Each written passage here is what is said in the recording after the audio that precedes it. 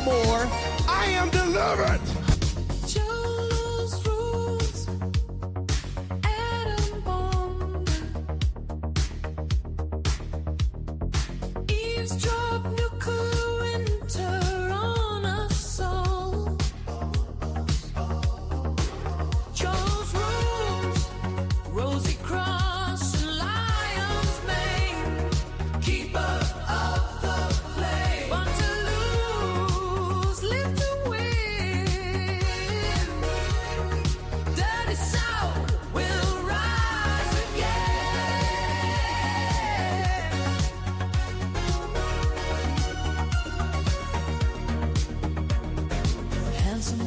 Dropping acid rain, Mississippi mystic here to stay.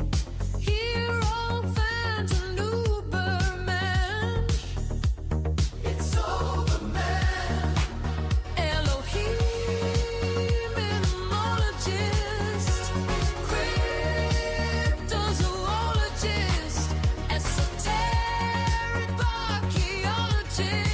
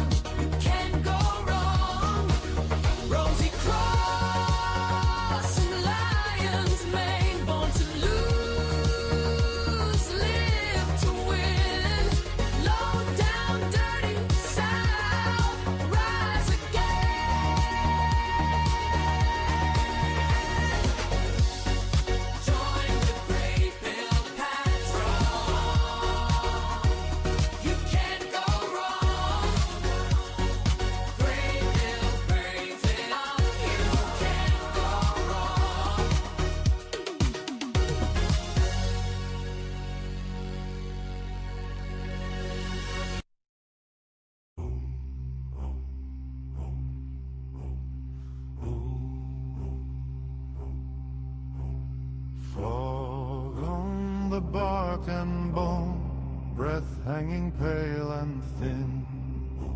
They walk where the birch is grown, ash on their eyes and skin. Bare feet in the waking frost, hands full of soil and soup. Old runes for the found and lost, spoken to the morning wood. Gods of the morning wood, rise where the red sun bled. Crows on your crooked crowns, moss for a feather bed. Sing for the broken steel, sing for the splintered good. Take what the night forgot, gods of the morning wood. They drink from a cracked horn cup, dawn caught in the swirling mead. Smoke climbs, then coils back up, twisting around each plea. We lay our shields like seeds round stones in a patient ring, waiting for root or reed, waiting to hear branches sing. Gods of the morning wood, rise where the red sun bled. Crows on your crooked crowns, moss for a feather bed. Sing for the broken steel, sing for the splintered good. Take what the night forgot, gods of the morning wood. Name us or break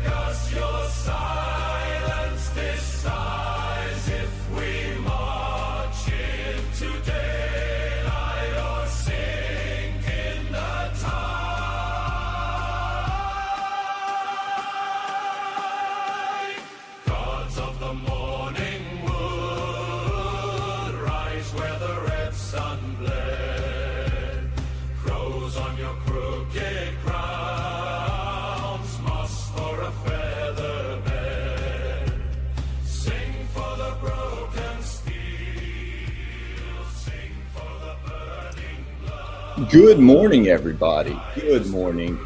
A great day of Saturn to all. Hail the gods of the morning wood. Subliminal, how you doing? What's going on, great. everybody? It's good to be here. It's good to be here. This show is definitely a vibe, especially this morning. It's very mysterious and cloudy outside. The Thonar is here. It is midsummer. Happy midsummer to everybody. And yeah, it's good to be here. Wasn't here last weekend. Welcome to the Grey Pill Podcast, everybody. We are back. We are back after a minor break. And I may be getting my Twitter account back. Imagine that. I don't even think I want it back now, though. It's like cursed. It's been touched by the Jeet. So it's just like now completely. It's cooked, man. It sucks. But if I can get it back, I can at least get on there, message everyone who I follow and who follows me and let them know, hey, this account's been, compromised. Follow this account, because there's a lot of people with some big accounts who follow me over there. Sam Tripoli, Monica Perez, that's only, there's a good bit of people. So it really does suck. Oh shit. Hear the thunder. Yeah, dude. Gives a little bit of a That's real. Yeah, it's real. It's that's what I was saying. Thonar is here. Zaralath will be joining us soon, guys.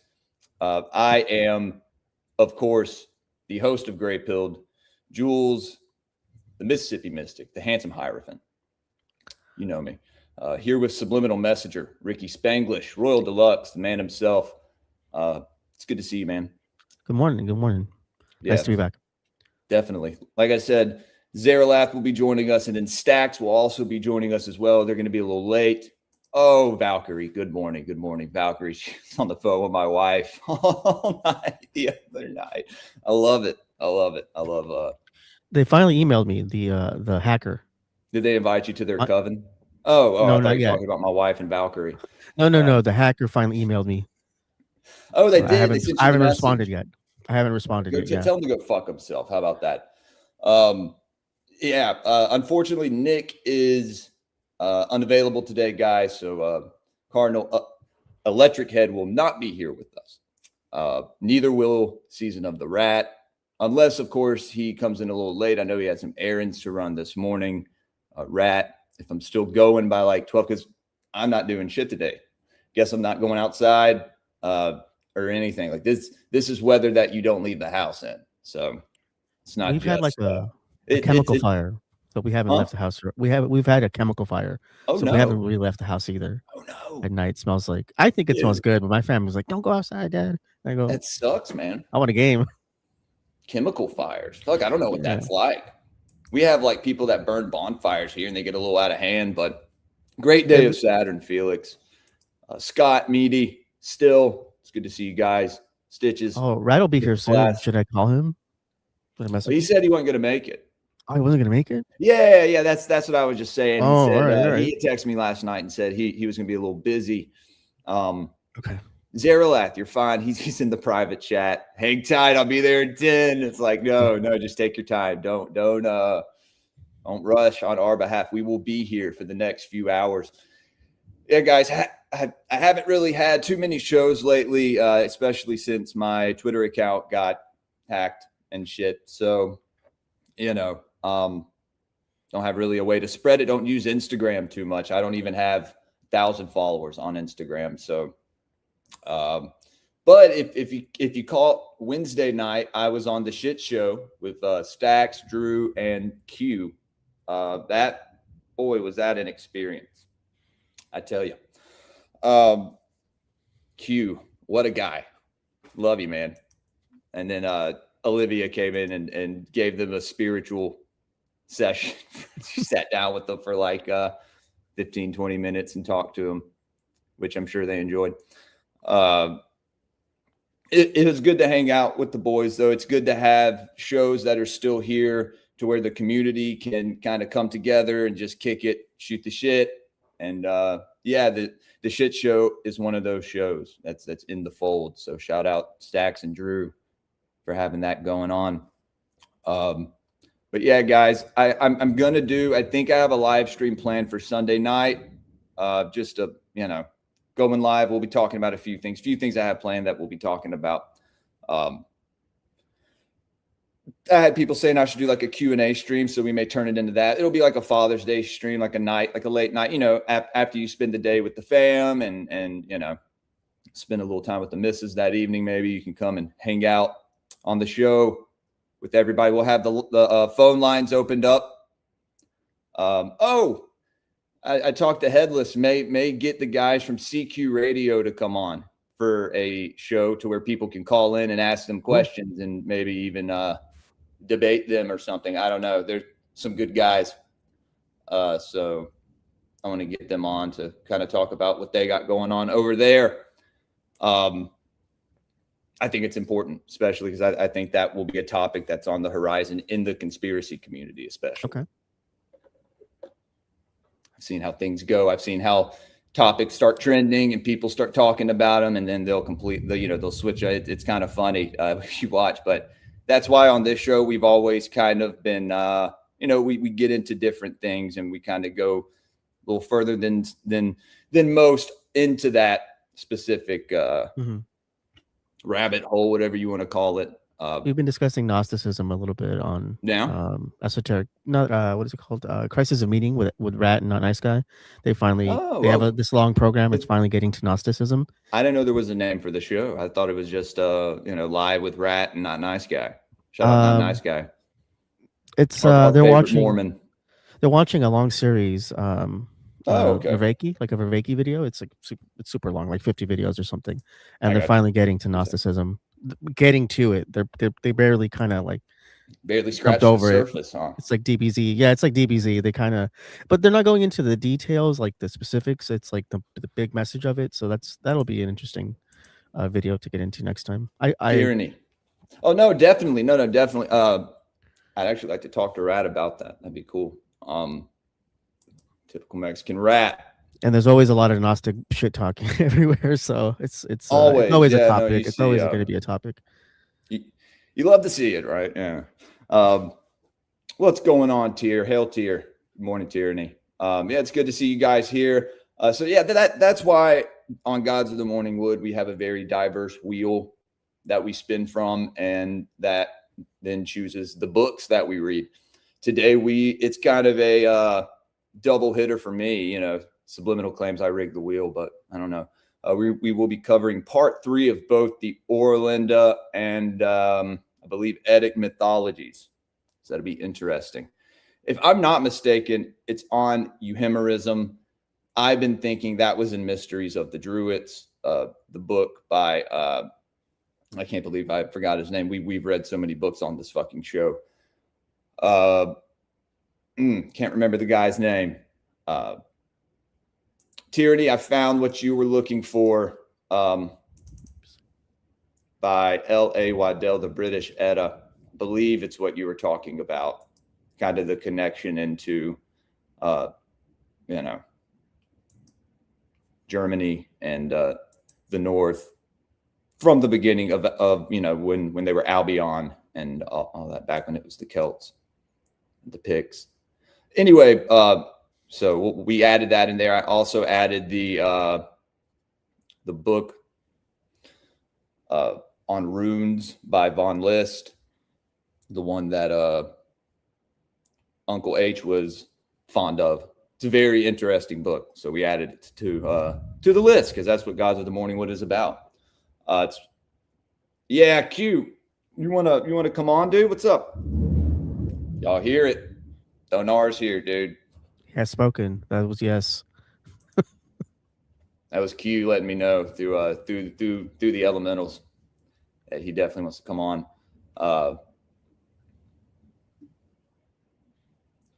Anyway, let's see. Go ahead and pull this up. I personally just had a lot of questions like what like the daily life of a Gnostic would be, like what rituals they had, and because I know what going to church as a Catholic is. You go to Sunday, you can do it throughout the week, right? But what would like a daily life of a Gnostic be? I've had that. question. You probably have to talk to like a practicing Gnostic, but the thing about that is those type of Gnostic, I mean, they're probably in like, you know, the Golden Dawn or one of these kind of, because it's hard to find or it's like a personal thing, Gnostic isn't it? organization. Yeah. I'd say it'd be either personal like or something more like the Freemasons. I heard some static. I don't know if that's my phone. Hopefully it's not. I don't know where my phone. I can move. Mine's right a little bit away. Okay, I don't know. That sucks if that picks up on mine because like I don't know. I didn't hear anything. Okay, well maybe mine. I don't know. Maybe the electricity.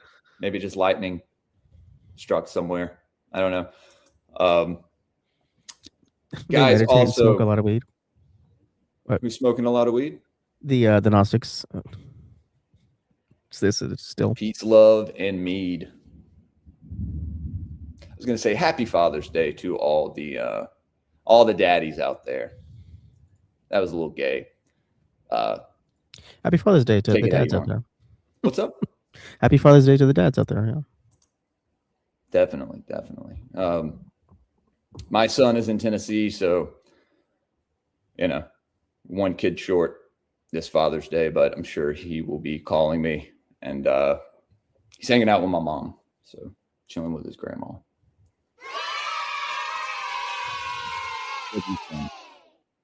All right. Well, we can go ahead and get into it soon, guys. I need people clip that. Yeah, I need someone to clip my show when I say damning things or things that would you would call funny. I was listening to the Hand of Sabazius episode that I did. If anyone listened to that on Spotify, I don't know why you would be watching on here if you're a Spotify listener, but I'm so sorry I didn't edit more of that out. I'm like eating. I'm like eating during the show, and like. Tell me about it. Breaks. Look at my episodes. I had seeds. I'm sorry, I haven't eaten this evening, and I'm like, oh my god, I put this on Spotify because I tried to, Spotify wouldn't let me upload my shit for like 3 weeks. The first thing I think is, like, oh, I'm Shadow Man, which I am. I'd say more on YouTube and stuff like that. Also, Twitter. If you try to go to my new account, a lot of people said you can't even find it. Not at first, at least. But it was my intro. I had to edit my whole intro out. That's why I'm making a new intro. Jules, what's a new account if you can, in case we want to find you? Do you know? Let me wait until that was a big thunder. All right. The new gray pilled with 3 Ds. 3 Ds. Okay. For a triple dose of that. And that is a play on the upside down 666. I am trolling people. Or backwards. I am trolling people. I am going to start trolling people. There we go.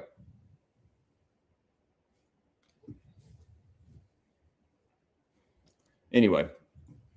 So Zaralav should be here in a minute, guys. Which one do you want to cover first, Subliminal? Or do you have anything that you want to get into? Is there anything interesting that went on this week?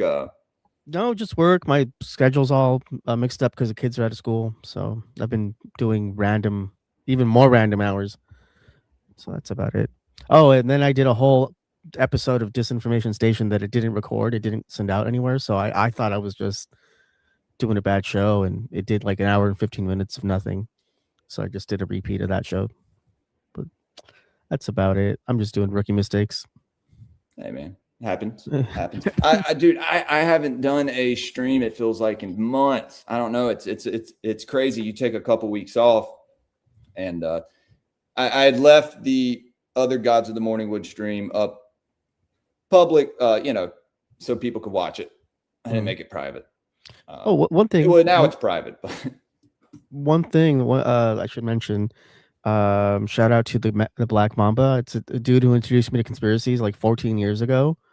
And then he got like a new job, and I never spoke to him again. He finally showed up to the Discord to just kind of shoot the breeze. He might be watching on one of the channels, but we got into it about flat earth with a couple of the. I think Still was there, and Nice White was there.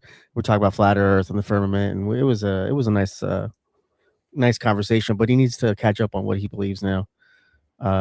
We kind of stopped at reptilians, and then it was late. It was like 2 a.m. Yeah, So next time. I hear you. Let me turn the light in here because it's got some crazy lighting issues. That's fine, dude. It's fine. All right, guys, we're gonna go ahead and I guess we'll pull up the Oera Linda, get into that. And the last time I talked about the Oera Linda, there are some people that Kind of helps. trusted sources. I'd say, what's up? Hold on, give me 2 seconds. Let me copy this. Okay, I gotta post this. I'm gonna post the YouTube link on Twitter because I'm not streaming to Twitter. Unfortunately, still haven't gotten my check mark. I'm going to get my account. Like I said, I'm going to get my account back. Hopefully they can do it. I sent them an email to put in there so I can change the password. We'll see. We'll see what's up. How about the Oliver Tree passing? What do you think of that? That's wild, dude. Mm-hmm. That's wild. You got Cuse just saying Kobe. That's a very weird synchronicity. They both died in helicopter crashes. That seems to be something strange as well. Maybe it's just an easy way to take somebody out. I'm sure that's the case. But maybe there is some sort of, I don't know, these things that take place in the air. I don't know. What do you think? I mean, it was him and some other guy that died, right? 6 people. He was 32 years old, so it's 62. It just some coincidences, but I think that's personal because I've been looking into it. There's a bunch of weird numerology with 614. Yeah. There's a fire. There's been, it just happened. Fire to Spencer Pratt's election office out here in California. He's running for mayor. Interesting. And it all happened 614. So I don't know, just weird coincidences, but I don't really believe in coincidences anymore. So I'm trying not. Zeralath does. I think he wants us to pull him up. Oh, nice. Hey, bud. Epic Quest. Hey, I'm good. I'm on my way home, and then I'll transfer over to the regular studio when I'm home. Fuck yeah, let's go, dude. That's awesome. Dude. Never had anyone tune in from their vehicle before, so I got a good network here, and I'm not going through any dead zones, so it should be all right. Hell yeah, everyone. The bare-chested runic genius, Zeralath Eternal.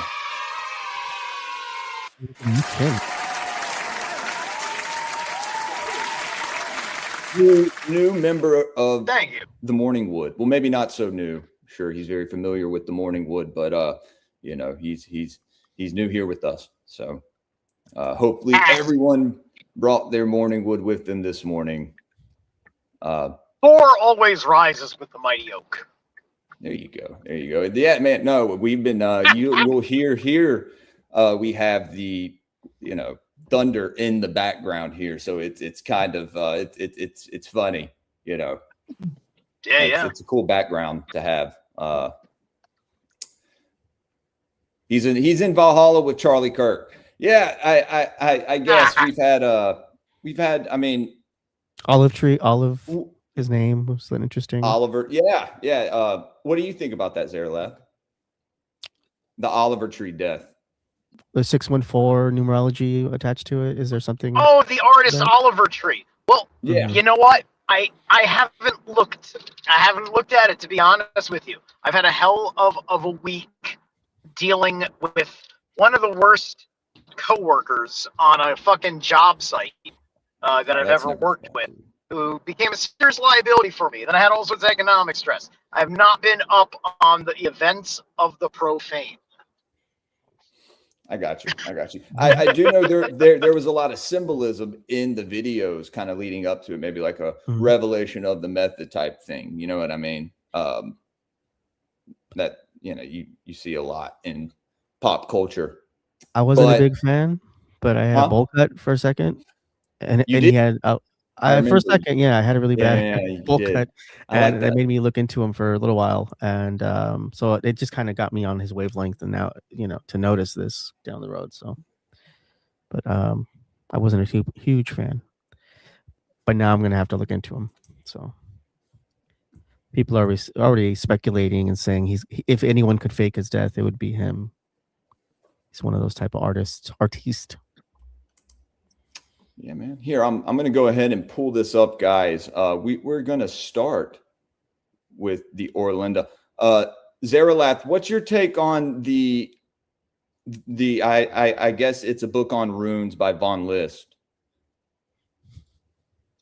Oh, okay, yeah. The Book of Runes on Von List. It's been a hot minute since I looked at it, but you know, in this world, you have to look at it because if you care to be associated with the runes in your own right, you need to know the difference between Nazi symbolism versus everything else. Right? So everybody who gets into paganism needs to look at Von List and understand why we must be able to defend ourselves when our runes are seen and the treatment of us comes as such, right? Right. Because the last thing you want is to be mistaken for a politically correct target for an anti-fascist. Right. And that's very easy. I think that happens a lot this day and age. And people that watch my show know, you know, I'm very pro my people. I'm very pro-white.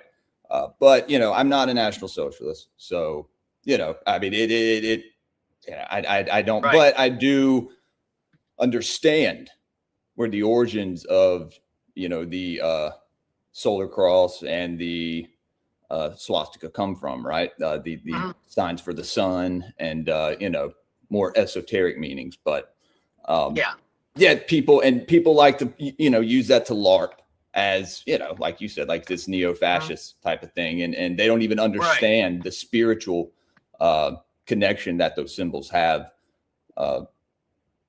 with our folk, right? Or like with our heritage, with a lot of ancient cultures.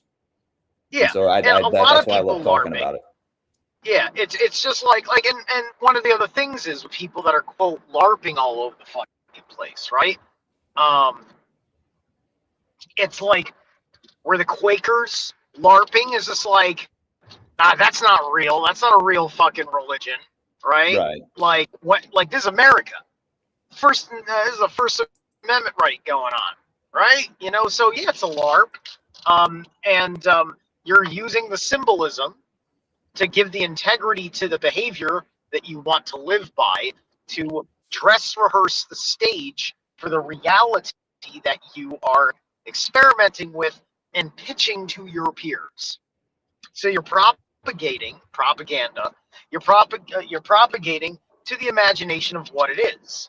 This is why people think Owen Benjamin started a cult. But no, as a comedian, he said, no, you're just going to fucking live your fucking American, like, rural homesteading life, and we're going to troll people by acting like a cult on purpose, because it's liberating. Well, and it's kind of, some cults kind of form naturally. Real quick, with out of runes? an organic following or, you know, a hive mind. But, you know, I mean, I'm just curious about these runes real quick. My homework on the Bears.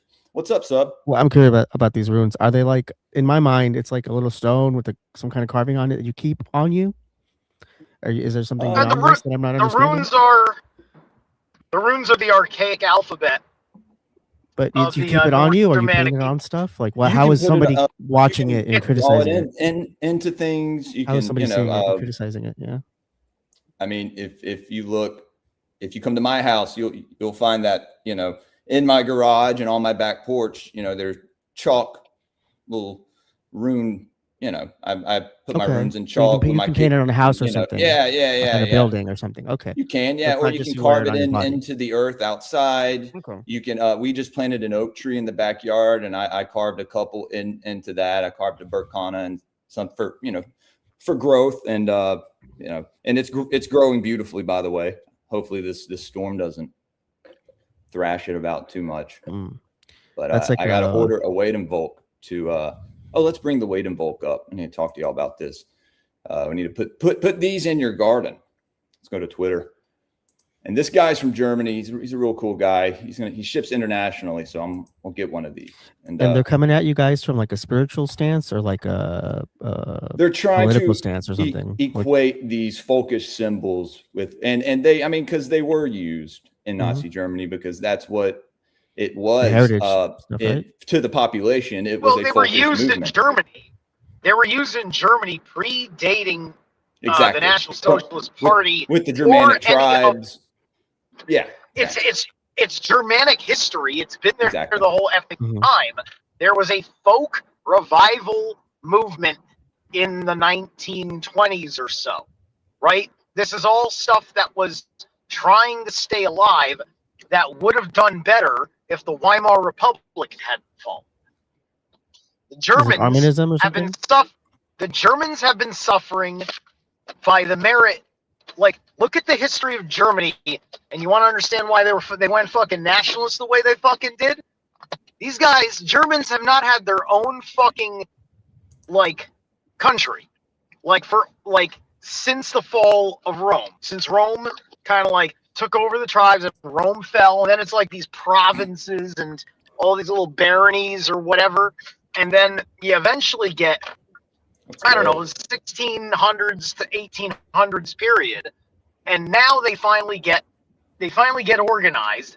There's finally enough strength among Germanic people in Europe to have the integrity of like a nation, and this is where you get the Weimar Republic starts coming in, and then you get the German Enlightenment. Oh, he froze Same up. period that the movie Nosferatu takes place. Get it? So this is like the Germans then went the Third Reich with the super tech that got suppressed, the Wunderwaffens, because they're trying to develop all this cool stuff on their own, and they won't let them.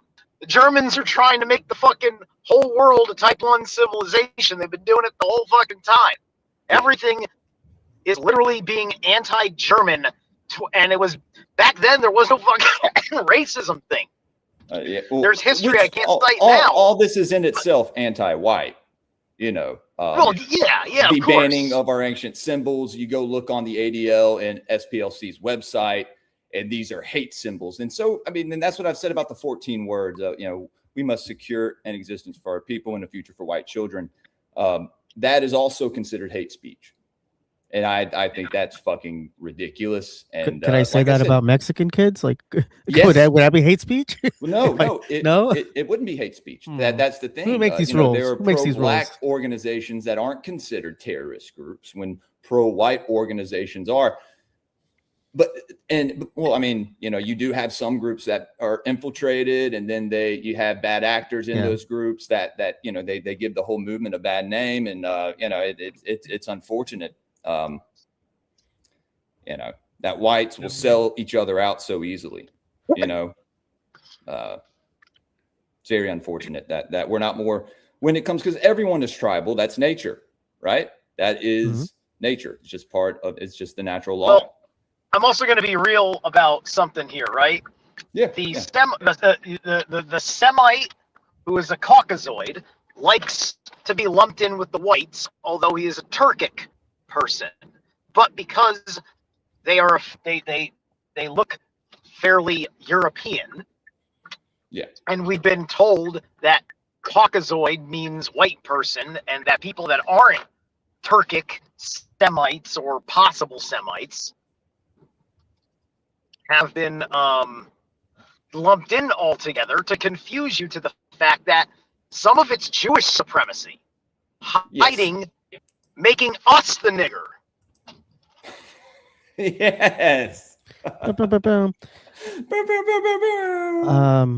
And then like switching stance too, like when they have to make and they go, okay, now we're not white, and now we're tightly into the Israeli population and protect themselves there. I think that happens too. But I'm an outsider, so I'm just making weirdo. No, subliminal. No, you're asking pretty good questions, dude. Here, we're gonna go ahead and bring this up because we are talking, and this is great. I actually love doing this. Oh yeah, let's look at the Wade and Volt, because this dude's cool, and I wanted to. Dude, metal teeth. Yeah, it's we don't have double rows, but the front gets metal teeth. Unser Volk muss auferstehen, seinen Platz erneut annehmen. Stell dich This is deinem definite morning Schicksal wood nun, material. für jeden gibt's genug zu tun. Viele Stämme ergeben That's pretty ein cool, Volk, dude. Weidenvolk. Sounds like a Gods of the Morning Wood intro. I like it. Dude, that's a definite yeah, we need one. This is a God of the Morning Wood. Yeah, but you can buy like and people will go, oh, it's Tung Tung Sahur. Yeah, hell Tung Tung Sahur, dude. Whatever. Go with the meme. Anyway, that dude's cool. Shout out that guy. We have a fellow German, I think, in the chat. Deathbite. Glad you're here with us. And Zeralath is home. All right, cool. Just in time. We're Sub, do you want to begin with Oera Linda or the Eddic Mythology? Which one did you want to do? Oera Linda's fine. Okay. Pretty sure I did not. Did it pull up? All right. Dude, that rain is crushing it outside. Hey guys, we never get political on this show. Okay. I mean, I have on solo streams, I've gone on my rants about, you know, being racial and this and that, and what led me to that, you know, because I grew up in the middle of Jackson, Mississippi. And I'm making links to like this timeline of like between like the 1800s, 1900s, 1950s of like esoterics and combining what they're talking about with the German resurgence and World War II. There's like links to that, and there's like different philosophies, Armanism, and a couple other organizations that developed, trying to mix. Oh, we got some Rumble rants.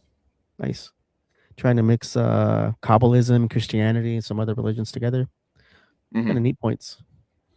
Well, we got one Rumble rant, $5 donation from Tyranny. Thanks, Jules. Thank you, Tyr, for being here. Shout out Tyranny, longtime supporter of the show.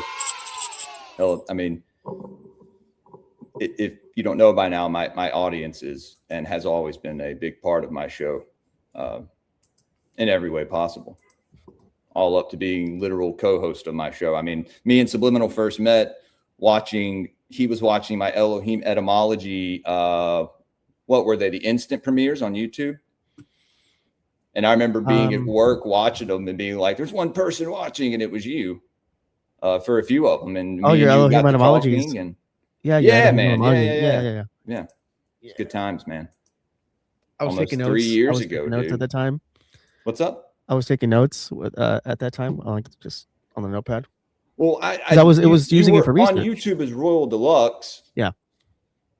And then you know, you were we went on over to Rumble Rumble. as Subliminal Messenger. Yeah. So I was like, oh, it's the same person. And then you were in the Timeline Cleanse chat every morning.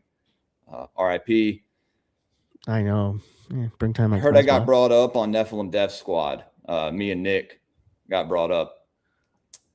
I think Matt and Top were talking about how some people or someone was asking a question on, hey, you know, I don't really understand that it says this in the Bible because I'm not experiencing that. And, you know, looking into these things. And he said something, you know, Top was saying how I had my schedule was kind of always, and it was, you know, I'd do more shows at night.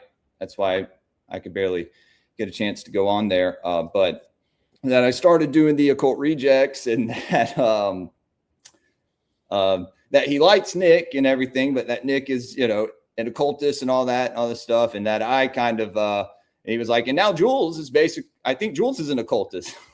Yeah. You think I mean, if you've watched my show for the last year, you've seen this escalation of what I'm experiencing IRL, right? What my wife is experiencing, what we're doing together spiritually, man. And people think I've fallen down this this rabbit hole, and it's like, no, I've chosen to go down this path. You know, I have control over myself. You know, and who I choose to pray to, right? So, all right. I love Top. Shouts out NDS. I'll always love the boys, right? But we Well, aren't I've on always the been same path.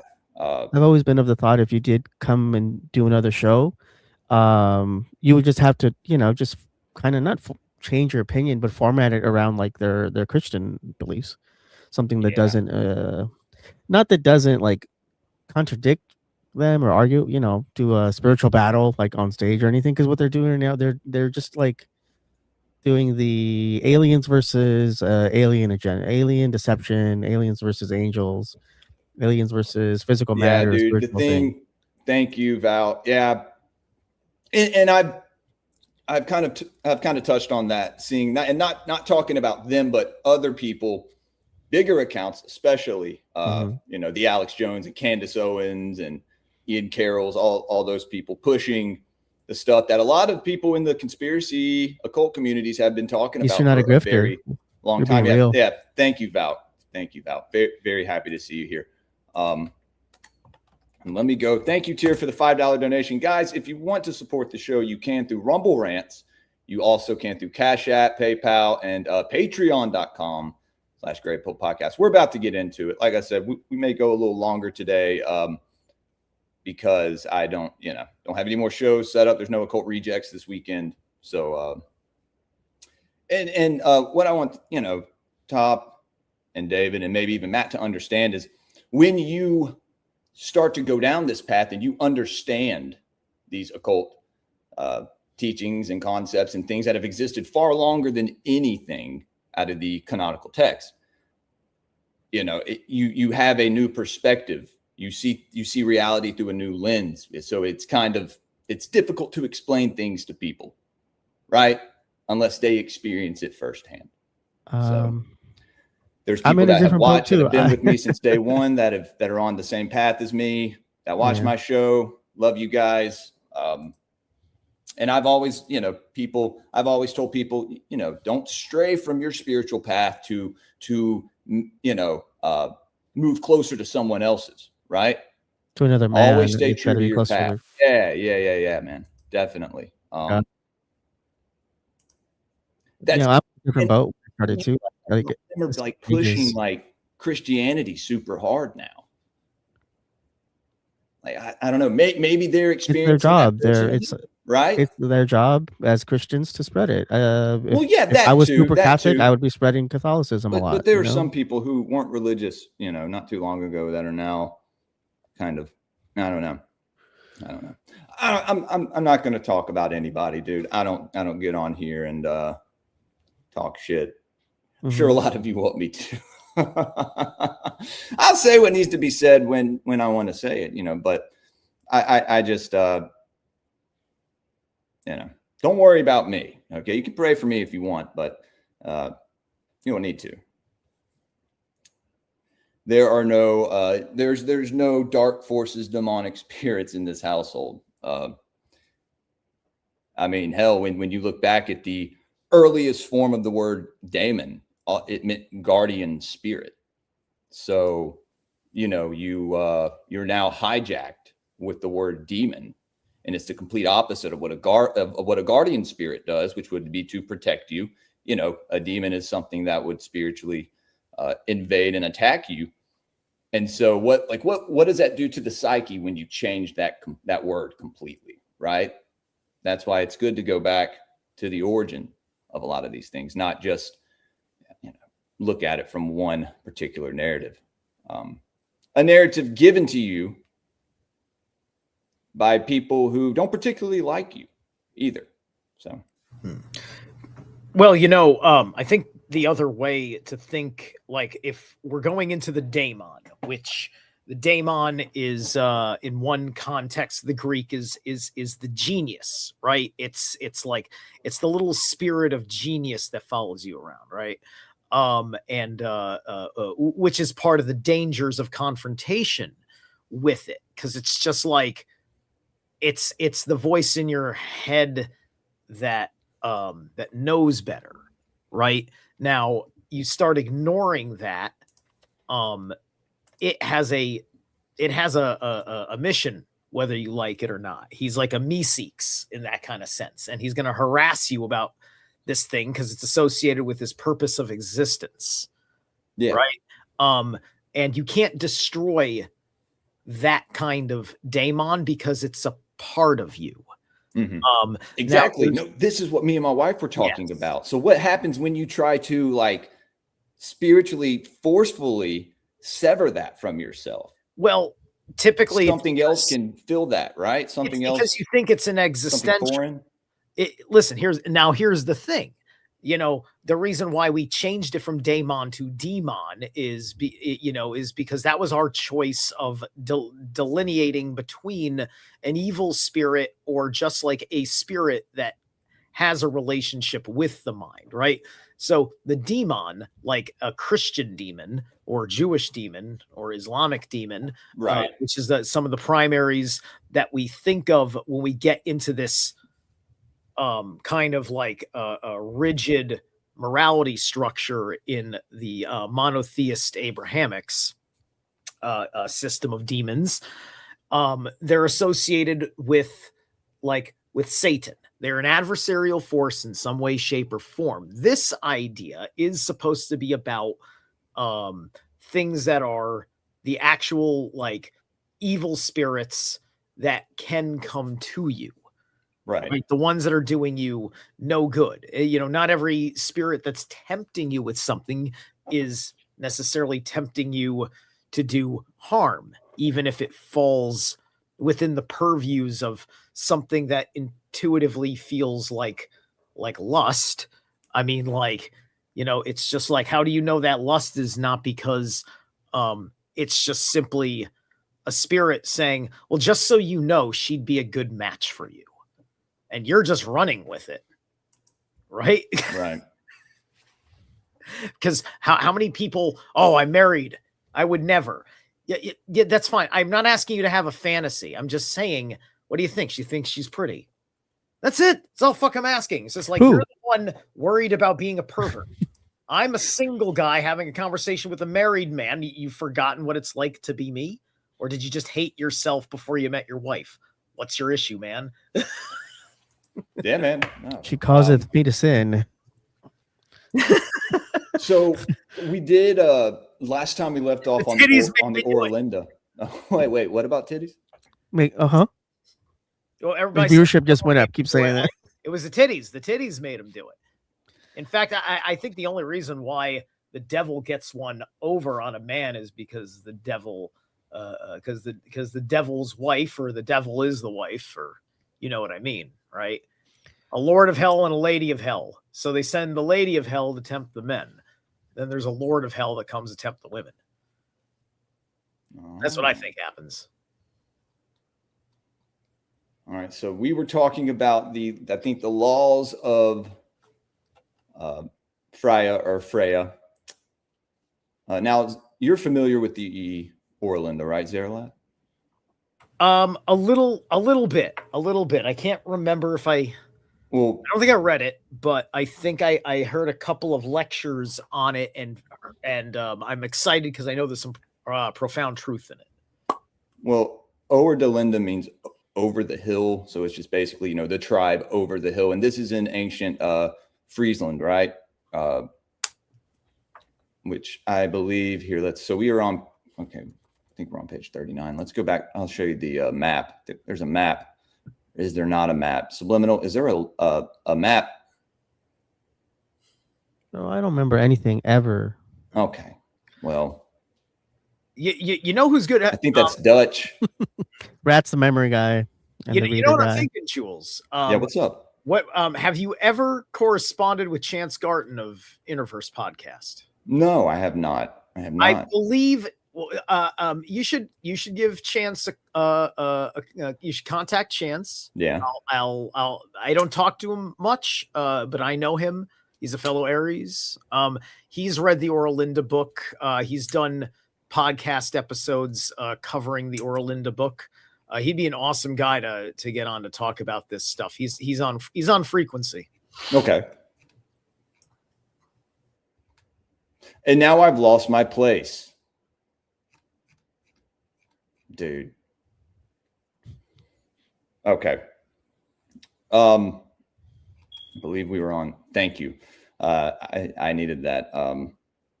Always make a page note or highlight. I know. Leave the highlight. I went and looked. I even looked at the last stream we did on it and saw where we left off, and that's where I went to. But maybe that's not where we left off. Here are the rules established for the security of all Frisians. Which the Frisians, if people don't know, is an ancient Germanic tribe. I actually have Phrygian ancestors, so not Phrygian, I'm not from Thracia, but let's see. Why we need to make you the hat? I do need a Phrygian hat. Phrygian This hat. is true. Phrygian Yes, cap. The Scythian cap or whatever it is. I believe I'm gonna say that we were at this. The rules. Here are the Security rules of established for the security of all Frisians. And we will start here. I will begin. Whenever new laws are made or new regulations established, they must be for the common good and not for individual advantage. I think everyone can agree that that's good. Whenever in time of war, either ships or houses are destroyed, either by the enemy or as a matter of precaution, a general levy shall be assessed on the people to make it good again, so that no one may neglect the general welfare to preserve his own interest. So as you can see already, this tribe is very selfless. They care for, they take care of their own people, right? They're not there to, you don't see that a lot in modern society, especially in America. Well, hold on. This also looks good on paper, doesn't it? But so does does look good on socialism, paper. communism. Yeah, no, I mean, well, there's a lot of Yeah. yeah, Like exactly. a lot of those themes in If here. you were out of step with this society, what were you really treated like? Right? Well, yeah. I mean, And they would have had a caste system. They would have had a caste system because if they're coming out of the Norse type tradition, then there's 3 tiers of society. And right, there's what is it? The yeah. the thrall is the lowest, right? Yeah. The slave. Yeah.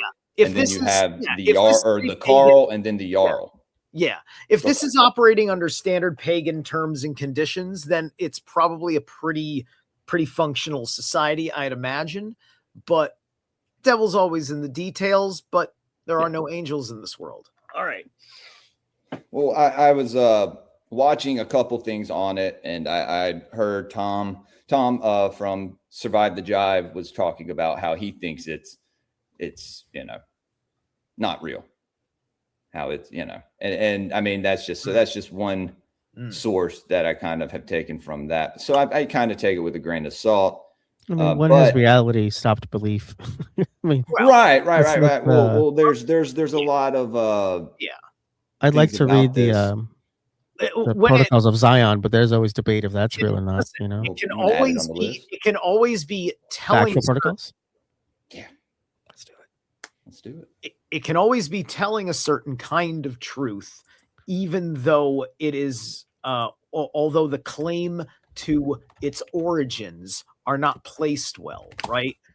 I think that if you ask Tom a different question about the substance of the book, you're having a different kind of conversation, as long as you don't ask a man like Tom to co-sign the credibility to his kind of way that he correlates history, right? This is something that I learned a long time ago when it comes to hold on, people in different fields of research, different feelings and why they do one thing or another, right? I'm a little bit more on the eclectic pagan, because I mix with both eclectic and traditional in the way I feel about it, right? Or reconstructions, whatever. Tom, he's much more in a stricter kind of trad chad in the academic world, and it's great. He's an important strength. Well, yeah, like he's there's a few people Yeah. that I listen to and watch that have different opinions, and they're kind of come you know, Yeah. out Yeah. of these different sects of paganism. So so this book belongs in a different category of value, in a different field of research, to be treated as such, because it's a how old is this text? That as far as when it was discovered. Touch up on. Hold on. Yeah. When was this book publicly? We talked about it in the first. The last time we read this. Well, I guess that was part two. Part one, when we first covered this, was maybe last year. Age of the writing. The claim to the age of the writing is one thing versus controversial manuscript presented as an ancient chronicle of the Phrygian people, detailing a matriarchal history of Europe from 2000 BC to 800 AD. So, right, including a lost continent called Atlan. Okay, hold on. Well, there had to be scholars consider it a 19th century forgery. Well, you have to ask yourself, where's the original? What are the sources by which this publication made?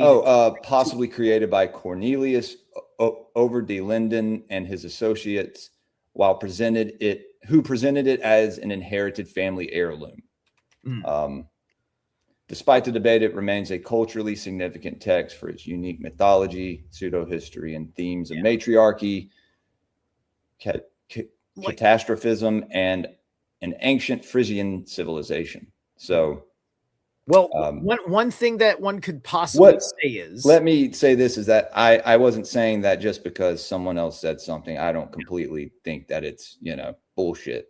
But I do take into account what some other people say, because I guess they've taught me a lot about what I've learned over the last 6 to 8 months, which would include this. So I just, keep that in the back of my mind. Right. One scenario that I look at, I think of the meat of poetry and the whole point of the whole sacrifice of the Kvasir, right? Mm-hmm. So this could have been a collection of work that somebody had grabbed from their archaeological research. Right. And then because they were doing it so well and they were good writers, they built a whole kind of thing talking about it, and they figured it out, and they were not going to present it the way that this was presented. They were going to present it as much more open to scrutiny because he was going to show his work. Somebody took this person, bloodlet him, Kvasir, bloodlet him, made this as a meat of poetry, as a well source of inspiration, obfuscating the back work that came to it, which is why there is no script sources, because at least the Bible has old Jewish scrolls to work with. Right. Now, what happened to the Kvasir? You said this is the two dark elves called Gjallar and Fjallar. They sometimes in the stories are a neutral force. Sometimes in the stories, but in this story, they do their most evil thing. Gjallar story is what? The death Where do you find this? Kvasir. They murdered Kvasir. Is this in the Eddas? Yes. Okay. Yes. Okay. So it's the idea. It's the story of how people steal someone's ideas to profit off of them. Got you. And so the dark elves killed these two Kvasir? dark elves. Yes, because I know that's the creation that Odin and Freya made, right? These dwarves are the shouter and the whisperer. So you have the one who spreads a whisper campaign to destroy something and to propagate something else, and then you get the other guy who's shouting about it, and you're getting people on both sides of the psyche of the subtle and the overt.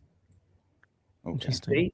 So the shouter and the whisperer lure him into a trap and then mix his blood with honey to make weed and mead. There was weed in the mead that they used. Anyway, but mead, to make the mead, and then you drink the mead, and then you have the same brilliance of the Cavassier. Sounds a lot like Cavassier. I believe that is exactly where they got the name from. Got the name. That's what I was gonna say, dude. Exactly. Yeah. And The that problem sounds, is that it's not a honey wine. It is not a mead. Cavassier. I believe it's not. Isn't it a cognac? I think disinformation it's cognac. campaigns. Right. That's what it It's a sounds I like. used to drink Alizé, dude. So I mean, Right. yeah. Back in my day. Mm-hmm.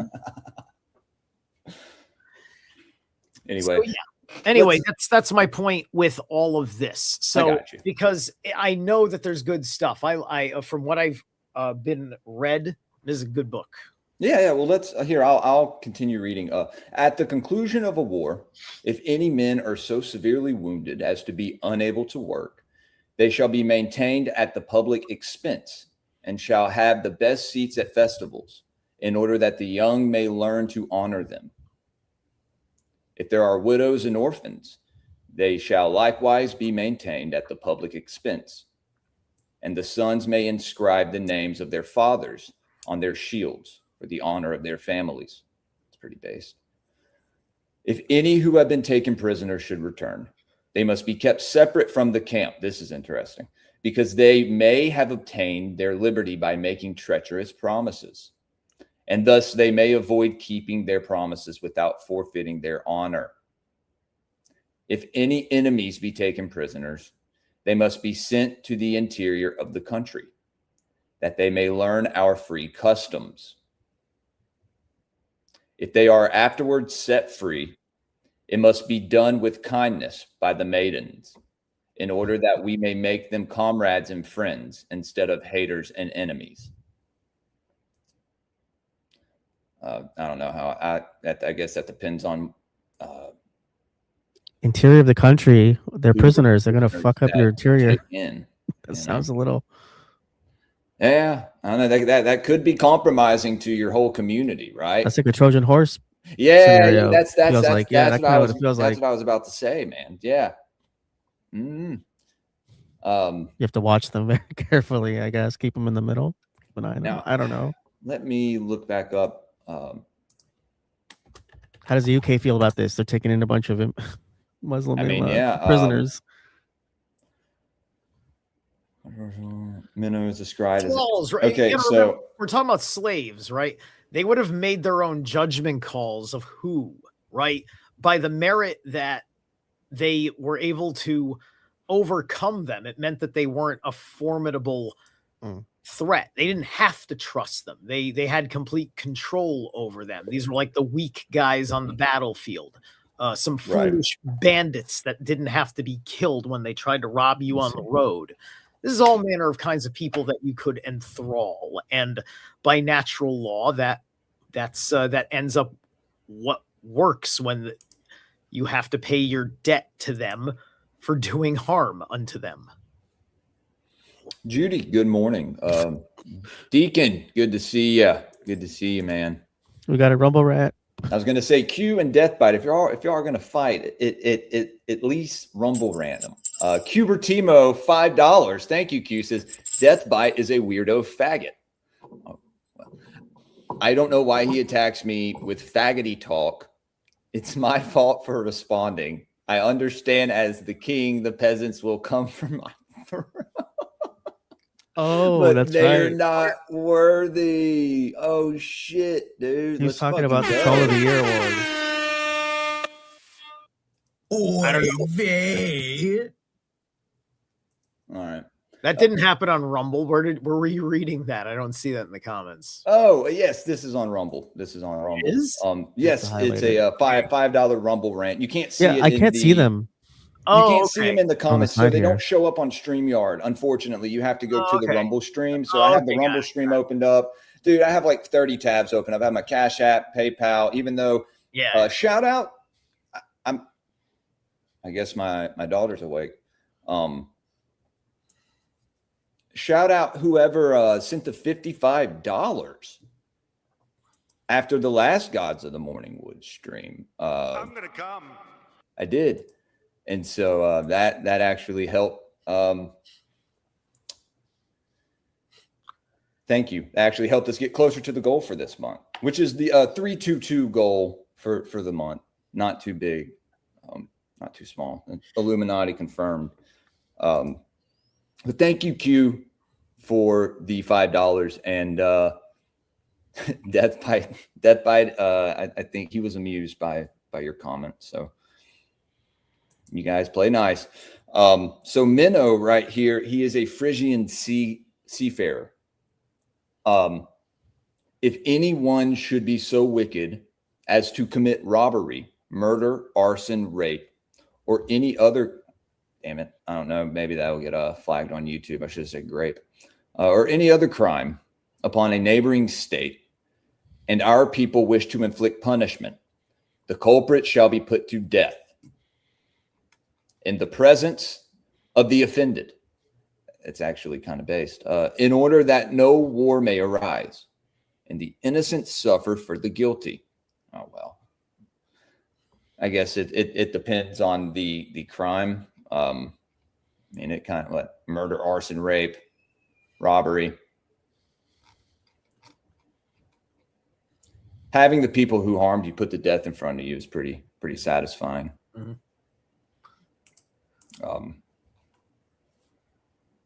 I mean, you know, a victim of a murderer or a rapist or whatever, you like, they're allowed to, whatever, I said it now, are allowed to, I said it twice. You know, like if you're being executed, you know, you're allowed to watch.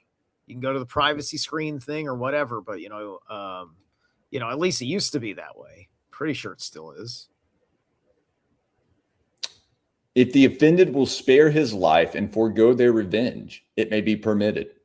If the culprit should be a king, grevitmen, and we talked about the grevitmen are like the guys who are under the Volksmotor of the city, right, which is the mother of the people, or other person in authority, we must make good his fault, but he must be punished. If he bears on his shield the honorable name of his forefathers, his kinsmen shall no longer wear it. That sucks. In order that every man may look after the conduct of his relatives.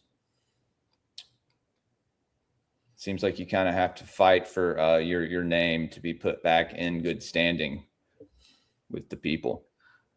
Yeah, sounds like some Game of Thrones shit almost. Not gonna lie. Well, this is this is it. This is how this is how. So that's something that was practiced by a lot of people. This is how you govern. This is how you govern without bureaucracy. Like you want, this is the same. We do the same thing here. We just have bureaucrats in the way, making it complicated for money. We do the same fucking thing. This is just society. What show was that? I think it was The Last Kingdom. You know, Uhtred, son of Uhtred. The one guy who was a Saxon, or I think he may have been from like Northumbria. Or no, I don't know, but he couldn't like his family name had been like he had to basically like restore his family name. Like he didn't have any of his land or titles or anything because his father was so cowardice or something. So I think that's what I was thinking of, not Game of Thrones. Anyway, yeah. Do one of you want to read? Yeah, dude, I'll take over for a little bit. Yeah, man. Laws for the navigators. All right. Navigator is the title of those who make foreign voyages.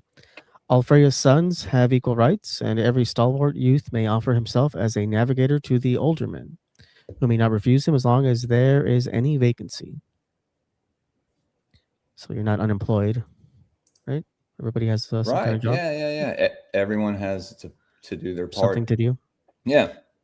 The navigators may choose their own masters. The traders must be chosen and named by the community to which they belong, and the navigators have no voice in their election. Okay, cool. I guess you don't have outside traders coming in, outside merchants coming in. Right. If during a voyage it is found that the king is bad or incompetent, another may be put in his place. And on the return home, he may make his complaint to the alderman. If the fleet returns with profits, the sailors may divide 1/3 among themselves in the following manner: the king 12 portions, the admiral 7, and the boatswains each 2 portions, the captains 3, and the rest of the crew each 1 part. The youngest boys each 1/3 of a portion, the second boys a half a portion each, and the eldest boys 2/3 of a portion each. Very specific on the size of those portions. Yeah. Just don't argue about that. No haggling for better portions, I guess. No. If any have been disabled, they must be maintained at the public expense and honored in the same way as the soldiers. So that's something they do. We don't do security. Is take care of their veterans. Yeah. I think you scrolled a we little do. bit too far. Here's the bit. This looks good on paper. So does our. Listen, we had to yell about the VA. Like, people thought veterans were taken care of really good for a while. The media didn't want to say there was a problem. All of a sudden, like, there became like 10 to 20 years of ignoring people that wouldn't stop talking about there's a VA problem. You know, it's just like, you already see communism here with the rationing. Remember, this is conduct for slaves. You're choosing you get to choose your slave master. This is the United States, colonial America. We have an electoral college. Why? Because we're still on the ship because of the Admiralty Law conspiracy. Right. There it is. This is very familiar to all of us when you actually get down to the primordial Jordan Maxwell of it all. This makes perfect sense with number 7. That's like the will and testament, your last will and testament. If they have died on the voyage on the ship, their nearest relative inherit their portion. Their widows and orphans must be maintained at the public expense. And if they were killed in a sea fight, their sons may bear the names of their fathers on their shields. If a topsailman is lost, his heirs shall receive a whole portion. So this is what the military. If you get killed in combat, they get some money. You're in the Navy now. There you go. Yeah. If Just like some kind of incentive to get people, You're on the open seas and a representative from your nation. You are in the Navy. You're at war. But you're not going to be hostile with you in the open sea. I don't think the Navy was considered gay back then. So. It wasn't gay. You were in the Navy. It's just part of the job. If he was the song, you get it. I'm just making wise acres. Which one were you on? Number 10. Okay. If he was betrothed, his bride may claim 7 portions in order to erect a monument to her bridegroom, but then she must remain a widow all her life. If the community is fitting at our feet, the purveyors must provide the best provisions for the voyage and for the women and children. If a sailor is worn out and poor, he has no house or patrimony, one must be given him. If he does not wish for a house, his friends may take him home, and the community must bear the expense unless his friends decline to receive it. Wait. So if he doesn't want a house, so if he just wants to live with his parents, then I don't know about that. People have to take care of him, like they're forced to. I guess because he was a sailor, so. And the community must bear expense unless his friends decline. These were the people that went and set out, and risked their life, to go into the unknown. So I mean, I guess they would be venerated. But everybody did that. You're literally all equals, and then this is befallen you. I hear you. And you want to talk about how medieval this is. It's this or you die. And guess what? We're banking that people love you and they bank correctly. Think about that. How easy is it? Like, how many women out there are they have the joy of like the nursing job. They like to do that kind of thing. They love taking care of old people and broken people and things like that, right? What level of a piece of shit where nobody would want to fucking take care of your parents, wouldn't want to fucking hold you and then take in a government welfare check. It's a government welfare check because of your disability, your disabled son. Right. We do that today. It's all here. Okay. You're criticizing yourself in real time. This book is genius. Okay. Well, I'm just I don't know. I guess looking at it from a parental perspective. It's just the most honest way of saying it. It's because it works. Okay. Maybe you're right there. So because we won't willingly take in our friends and family, we have to pay taxes, is what you're saying? How do you think communism works? Oh no. Well, I mean, I don't know. It depends on the society, right? I guess. It does. And it takes a village. Society decides to go Mao or Stalin and just ethnically cleanse everybody who doesn't get with the program. Right. I don't know. Here we go. It talks about minnow. I'm gonna keep going. Or you, funny name. No, please keep. Yeah, I have to like dip out at 9 again, so I'll have to. Okay. Go fast.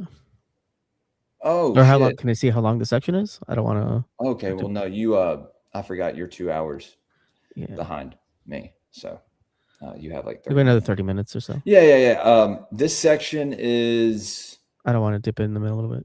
No, dude, you're good. See, there's the translation or the original text. Try to read that. Zarelath probably could. There we go. Depends on if I recognize all the letters and all the little. Do you recognize this? Okay, that's all. Like, right. No, like they're just funky words because you have to just read them slowly. Like the near. Well, if you didn't move it. Sorry. The Nyaliana thumb von hira agen noma Minerva hit God sit. That looks like it's saying Satan. Satan was in the Krekeländer to met even her Minad as this Asian folk. That's kind of cool though. I like the way that comes Fucking off. go, dude. He did it, guys. Yeah. All right. Let's go back up here. Do as much as I can, and then you guys. Then we'll get into the Eddic Mythologies. After that, here where oh shit, I go down a little too far. It was right at the Mino's writings. Here we go. Useful extracts from the writings left by Mino. Mino was an ancient sea king. He was a seer and a philosopher, and he gave laws to the Cretans. He was born in Linda Ord, and after all his wanderings, he had the happiness to die at Lindaham. If our neighbors have a piece of land or water which it would be advantageous for us to possess, it is proper that we should offer to buy it. If they refuse to sell it, we must let them keep it. This is various texts, and it would be unjust to act contrary to it. If any of our neighbors quarrel and fight about any matter except land, and they request us to arbitrate, our best course will be to decline. But if they insist upon it, it must be done honorably and justly. If anyone comes and says, I am at war, you must help me. If another comes and says, my son is an infant and incompetent, I am old, so I wish you to be his guardian and to take charge of my property until he is of age. It is proper to refuse in order that we may not come into disputes about matters foreign to our free customs. Whenever a foreign trader comes to the open markets at Wieringen and Almenland, if he cheats, he must immediately be fined, and it must be punished by the maidens throughout the whole country. Just flogged by maidens, dude? It must be published by the maidens. Oh, I was going to say you're just flogged by maidens. Some guys may like that. Published by the maidens throughout the whole. Flogged by the maidens. Flogged by maidens. It's a cool shirt, dude. That's like a cool band name. Nice band name, yeah. Yeah. If he should come back, no one must deal with him. He must return as he came. Whenever traders are chosen to go to trading stations or to sail with the fleets, they must be well known and be of good reputation with the maidens. That's your credit line right there. Your credit union is the maidens. Yeah. If, however, a bad man should by chance be chosen and should try to cheat, the others are bound to remove him. If he should have committed a cheat, it must be made good, and the culprit must be banished from the land in order that our name may be everywhere held in honor. If we should be ill-treated in a foreign market, whether distant or near, we must immediately attack them. Nice. For though we desire, I love it, dude. though we desire to be, this is the Waffle House code. For though we desire to be at peace, we must not let our neighbors underrate us or think that we are afraid. In my youth, I often grumbled at the strictness of the laws, but afterwards I learned to thank Freya for her texts, and our forefathers for the laws which they established upon it. Weralda or Alvadir has given. Okay, so that all right. Oh no, go for it. What do you think about this, Erlath? Ra'alda is basically their all father. Now look, Allvater. Do you see that? I mean, do you think they're talking about the same entity that is Wotan? What do we say? Hralda? That's the name? Yeah. Or Allvater. Allvater. Okay, Hralda or Alvater. Alvater. Yeah, I mean, it's Vader, right? Right. Vader, everybody knows Vader, right? So, basically, either Al as in all or it's Al as in L. Interesting. And it depends on the etymological roots of the people that use these words that they're talking about, these Phrygians, right? Like, do they have Abrahamic ties, Semitic ties, Middle Eastern ties? Are they Turkic people? Are these people related to the Khazarian Empire, right? What are we looking at? There's a lot of questions to be asked before we can be certain which etymological path to open, and it'll be important to both words and not get hung up on it and figure out where the context applies. I'd figure since they were like a ancient Germanic tribe, it maybe where he'd be in there somewhere. Yeah. So you get the WR. So if that's pronounced where, it's like where, it's like man. So then it would be man something Alda. Well, Alda, I think, is one of the original sisters, maybe. No. It's it means it. See, I wish you would have been here from the beginning. Because it talks about the and we could totally I'm gonna see if I got Alda in this book. This book will give me a answer that I hell yeah, dude, will have high confidence in. Let's go.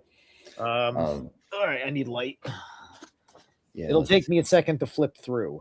You're good. Do you want him to keep reading, or yeah, just remember that I'm gonna Alda. I can wait. that word in a second. If you want to wait, Subliminal, you can. Y'all want to spin the wheel before you get out of here for next week? I just want to jump on him saying Vader, like Darth Vader. Well, that's what I was just about to say. Darth Vader. Darth Father. That's interesting, man. Yeah. Well, you know. Okay, so it doesn't give me Ald. It goes to Alderman. Okay. And then it goes to ale and then aleatory. So Alderman is the closest that we got from it, which goes back to Al. And then if I go to Al in the book, I can read the etymological definition of Al. Well, I do know in this Manly P. Hall treatise that I have on the elementals, it's called Unseen Forces. We've actually covered it. I think we finished it. Yeah, we did. On this show, the leader of the sylphs, like the king of the sylphs, I guess, in the sylph hierarchy, which are, the wind spirits, the air spirits, is Peralda. So what Hall was saying his name was. So Ra'alda, Peralda. There's that Alda is in there. And I mentioned that. I mean, this must have been a year ago when we covered it in Unseen Forces. I also covered Unseen Forces and early on in Greypilled when I barely understood it. Like I barely understood occult symbolism and all the esoterica that I was missing out on. I was like, going back and looking over it when we did it on Gods of the Morning Wood, or back when it was Esoteric Book Review. You unpack a lot more. Even more now, right? Like after I've learned so much more, and yeah, you start to use More this in your connections. spiritual practices as well. The things that you've learned while reading this stuff. I could give the answer on the word right now, or does Jules? Yeah, man, go ahead. Okay. So in the first definition of owl, which is the one that the glossary says is the applicable one, it is to nourish, hence grow, tall or old. In the Greek, it is althea, something about the marshmallow family, thought to heal. So owl is known as althea, is used as althea. I had a cat named Althea. Right. So it's a certain kind of growing marshmallow, right? Okay. Element, elementary, canal, alimony, alma mater, alumna, alumnus. So it's all these kinds of contexts of the prefix of al, right? Okay. So it's going through all of that to give us this, as well as from this root have altered form and meaning from association with the Latin solere, solitum, to grow, used, to be accustomed, from which came insolent attitude to which one is unaccustomed. Let's see, there's a Latin for proles, prolific. This is going somewhere. Mm-hmm. Proliferate, proletariat. What did I say about the communism? First grown for menial or military use. See sene. The French, enhance, hauser, haughty, hauteur, hotboy, oboe. It's alto, altissimo, contralto, rialto. Germanic, alderman, elder, old. You could say the old father. Old father. Okay. Right? Now Interesting. that might, and some have said that that all father, and I kind of believe it. I kind of find it weird that because like Zeus is not the father of the pantheon of the Greek gods. Like only in Norse mythology do we say the chief of the gods is also the father of all the gods. Mm-hmm. Right? So that could be a mistranslation, and that he is the old father, because there is a correlation to the folklore in the Carpathian forests of the spirit of the old man in the woods. Great band, by the way. Oh yeah, Carpathian Forest is sick band. OG black metal. Definitely. Yeah. So I think that we kind of have our answer in that. Cool. Oh yeah. No, I was curious to hear what you had to say, man. No, that was great. I learned something with you in real time. Oh yeah. That's what this show is about, and everyone knows it.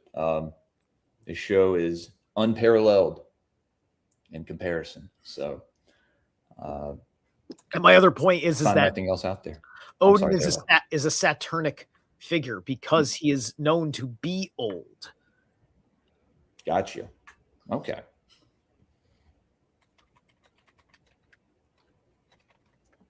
I know that Tacitus kind of describes him in the Germania being equated to I think Mercury. Yes. Yeah. Yes, exactly. Okay. I've brought this up, I don't know, on your show, but on a few shows. There isn't one for one for the gods. And if you do look at planetary correspondences, I've said that Odin is pretty much a mixture of Mercury and Saturn. You could put a little bit of Pluto in there as well, because of how heavy he is on the shadow work and the psychopomp and all that. Let's go, dude. I love it. Right. I love it. Thor is very Jupiter and Mars, leaning on the Mars because of his red hair. Tyr is also Jupiter and Mars, but leaning on the Jupiter because he makes bigger sacrifices than Thor. For bigger. And does he also require those larger sacrifices as well? I mean, or Thor an offering, whatever you're Thor going to didn't give. have to lose anything. Tyr lost his whole hand, and he has to be leashed to a psychopath for all eternity. And that psychopath is Fenrir the wolf. Fenrir. Okay. Yes. I was thinking of Garm, but that's Freyr, right? That fights Garm. Garm Is is that a Thor? hellhound. Garm is like Cerberus. Garm Right. Garm follows laws of entropy as the guardian of the gate. Fenris is the appetite for fear and destruction, all consuming. Interesting. All right. So subliminal, you want to keep going? I think you're at the bottom of that page. Then we can you got a little longer that we can go. I do want to spin the wheel before you get out of here. All right, sure. All right. In my youth, I often grumbled at the strictness of laws, but afterwards I learned to thank Freya for the text of our forefathers, for the laws which they established upon it. Uralda or Alvadir, Alvader, I kind of want to say it like Allfather now. Allfather has given me many years, and I have traveled over many lands and seas, and all that I have seen, I am convinced that we alone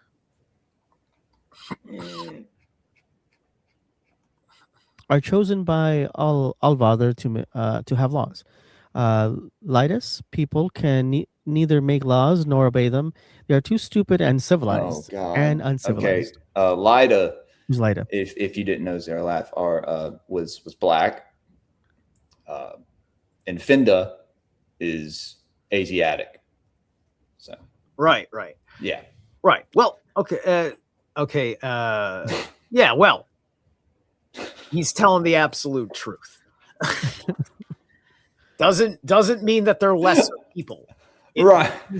It means that, like, I admire the way they try to get to the point of enjoying life. You know, it sucks because it goes so bad for them. They need to learn to, you know, have some help without, you know, under honorable terms and such. But you know, let them have their sub-Saharan super society. Let them have it. What are they going to complain about? All right. So it says Lidus people can neither make nor obey them. They are make laws nor obey them. They are too stupid and uncivilized. Many are like Finda. They are clever enough, but they are often too rapacious, haughty, false, immoral, and bloodthirsty. Is that accurate evasions? The toad blows himself out, but he can only crawl. The frog cries, "Work, work!" but he can do nothing but hop and make himself ridiculous. The raven cries, "Spare, spare!" but he steals and wastes everything that he gets into his beak. See, well, so do they associate these animals with cultures or people? Maybe Toad, it's frog. associating them with Lida, Finda, and Freya. So Ra'alda basically gave the breath of life to these three women. Okay. And they were the the mothers of their certain races. So I don't know. I mean, but there's blatant raven symbolism there. So that's a very odd determination. Honestly, they might just be judging them all by perhaps the Mongol horde. They may. I do think that they are mentioned at the very beginning. People go look at the size of the Mongolian Empire at its height, and if this book was written about or in that time, then you're mostly just talking about the Mongol horde, and that's fair. And are the Mongols, are they the same as the Huns? Attila the Hun, the Khans, Genghis Khan. They unless the Huns did take. I don't know. There was Hunland. I haven't looked into the Mongolian Empire since I was at the height of my Tartaria research, because that's Mongolia. You see, the Tartarian territory is also the heart of Mongol. Okay, interesting. It's something I never got into, was the whole Tartaria thing. Maybe you could yeah go into that on a show or something. Studying the region of Grand Tartary in the context of deocculting history properly, and then there's looking at the Great Reset of the 19th century. Those are two parallel studies that are mixed together in the Tartaria narrative. I do have a globe up here, and Tartaria is on this globe, guys. It's on, I think it may be on my Instagram. I don't know. I'll show you guys sometime, maybe. Yo, Subliminal, what is this? Wait a minute.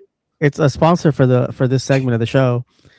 Lida's old-fashioned pineapple Kool-Aid spears. Just the way Mama used to make. No fucking way. Where'd that come from? He just made it. He just made it. From the mind juice, fully formed. Can you please pull that up in a... I can send you the file. Yes, please. Oh my God. Did you just make that? I just made that right now while you guys were... He just made that.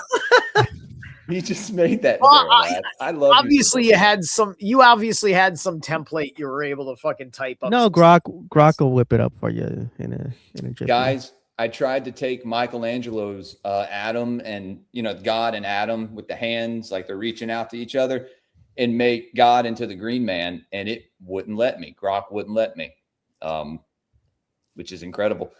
This is by far one of the best things I've ever seen, Subliminal. And we're putting this on a shirt. Oh my God. Dude. So this is like Oera Linda, Lord. Like, this only happens on Gods of the Morning Wood.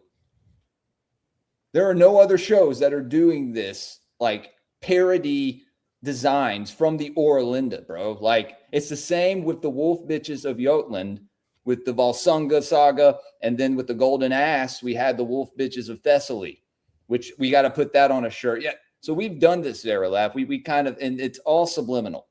It is all subliminal. Guys, give it up for Subliminal. Dude, I appreciate it, man. You making this, even if you don't want to give it to me and you want to use it. No, we'll send it over to your shop. Okay. You got to pin it up like for I said, for your patrons, man. Your shop as well. I know you put some of my stuff up on your shop. You know, I don't care.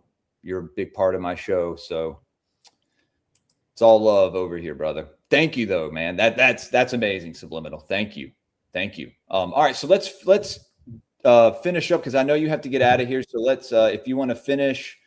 We're at Findus People right here. Guys, don't go anywhere. We're still, me and Zarelath, and I think Stax may join us for a little bit. We're going to do the Eddic Mythologies.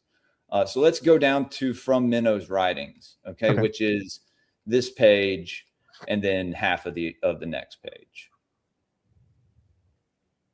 All right, we'll go to right here.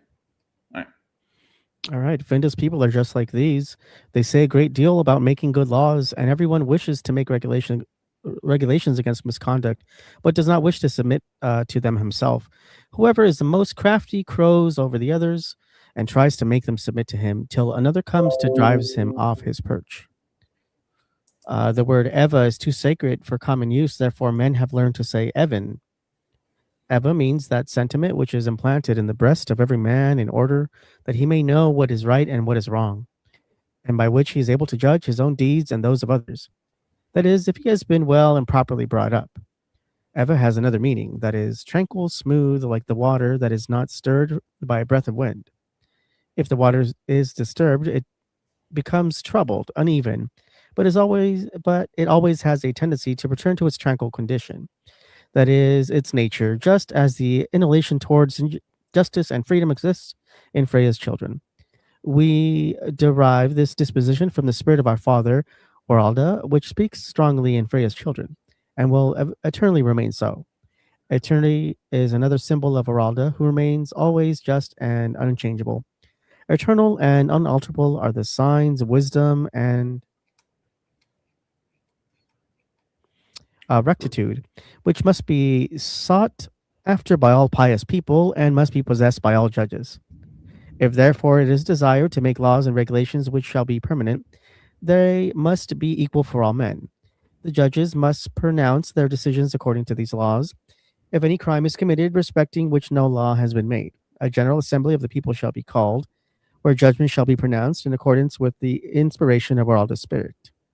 If we act thus, our judgment will never fail to be right.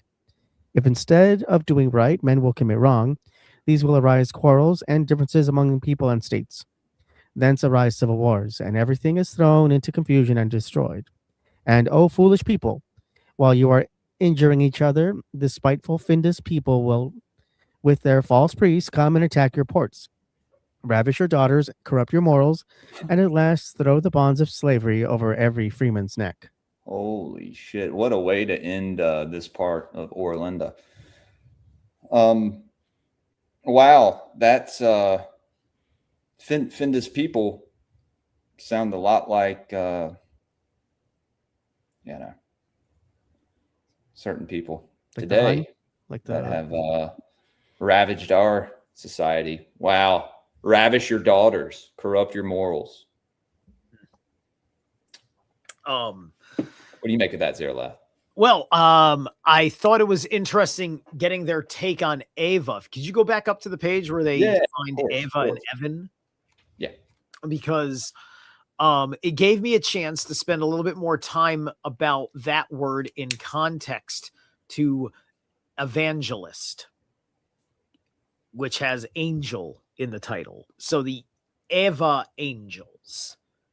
And you put that into context to what they're talking about with the regulation of emotions effectively.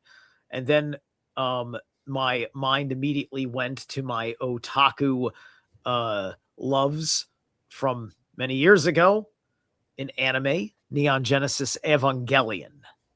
And Evangelion is also what they call these humanoid biobots that they plug you into, and you're in a certain kind of fluid system jacked into the nape of the neck nervous system of these biological things that are based on what are they based on? Adam? Yeah, they're based on like Adam, and it's all like Nephilim versus angel kind of thing, right? And so there's the allegories of what's going on there, because when you're jacked in, your nervous system is linked with the monster, and every time it takes a punch, you take a punch. It's, well said. Which is very similar to Pacific Rim, because Pacific Rim was a play test for a live action Neon Genesis. Interesting. Q says, I missed a Rumble rant. $5 from Q. Thank you so much, Q. Thank you so much for the $5. He said,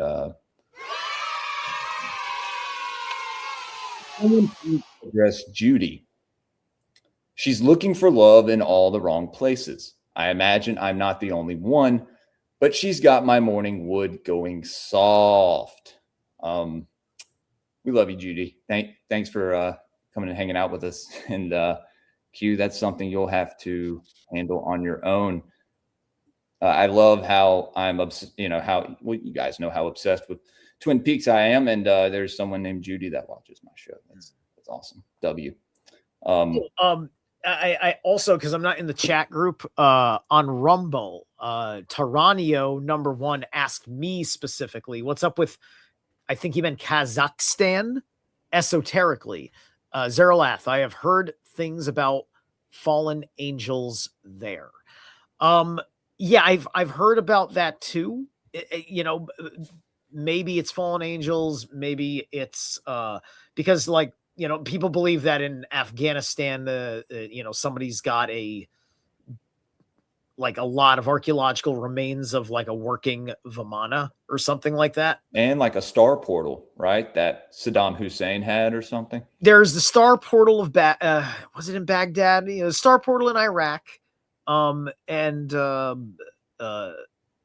There's a number of star portals, and I can't remember this aspect of things because this gets into, oh my gosh, all the weird stuff, and I have to go back into my own personal studies on exactly what's going on with that, because it sits in a lot of what I learned was during that New Age time, and citing any of that is toxic, right? But there's a deeper level of intuitive truths that I understand. So I can't really speak too well on that topic right now, but I do believe it to be true. There you go, Tier. All right, we're going to spin the wheel twice. Everybody knows the wheel provides and we abide. Hail the wheel. Everyone knows that's with the sun wheel. Oh, no fucking way. No. Non-Hamadi scriptures. Get the fuck out of here. Look how close it was to Valsunga Saga, dude. Ah. God. Man. Can I push? No, I'm just kidding. All right, rat. Son of a bitch. No, It'll be kidding. D2A next Excited week, so for I'll that, make sure dude. Yeah, no, we're getting deeper and deeper into the Gnostic text, and Rat does a great job reading. Everyone loves Rat's voice as well. We miss you, Rat. Not again. Fucking Epic of Gilgamesh. You guys really lucked out next week. It's actually exciting too, though. What is? So there we go. So that's subliminal. Oh, that's me. Oh, okay. It's his suggestion for the you know. Episode. Yeah. Just get the protocols up there. Protocols of Zion up there. We do have the protocols up there. We put that up there. We put the Von List book, and then we put what else did we put? The British Edda by L.A. Waddell. So that's the one Tyranny was talking about. And we got it. So who knows, Tyr? Maybe we'll cover that on a Patreon episode, perhaps. There's a couple books I'm going to be doing outside of Gods of the Morning Wood on Patreon. So, have you put the Kalevala on the wheel? What? No. Would you like me to add that, Sarah? Yeah, add the Kalevala to the wheel. Spell that. That's the official national myth of Finland. Of Finland. Yeah, like the government of Finland, like basically is the publisher of the Kalevala, and it's their agreed pagan ancestral tradition. Can you spell that for me? Kalevala.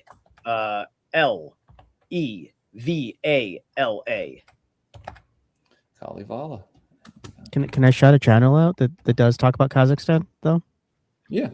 Yeah, they're on YouTube. I used to watch them for I don't know, about a decade at this point. Extreme Narcissism TV, and he used to be really deep into conspiracy theory. Now he's more into like Orthodox Christianity. So you might want to go back to his older shows to look at the Kazakhstan videos. Yeah, it's like the pathway, right? The Catholic or with a title like that. Does he have a lot of material that goes that like? Is he a narcissist? I don't know that name. I don't like the name.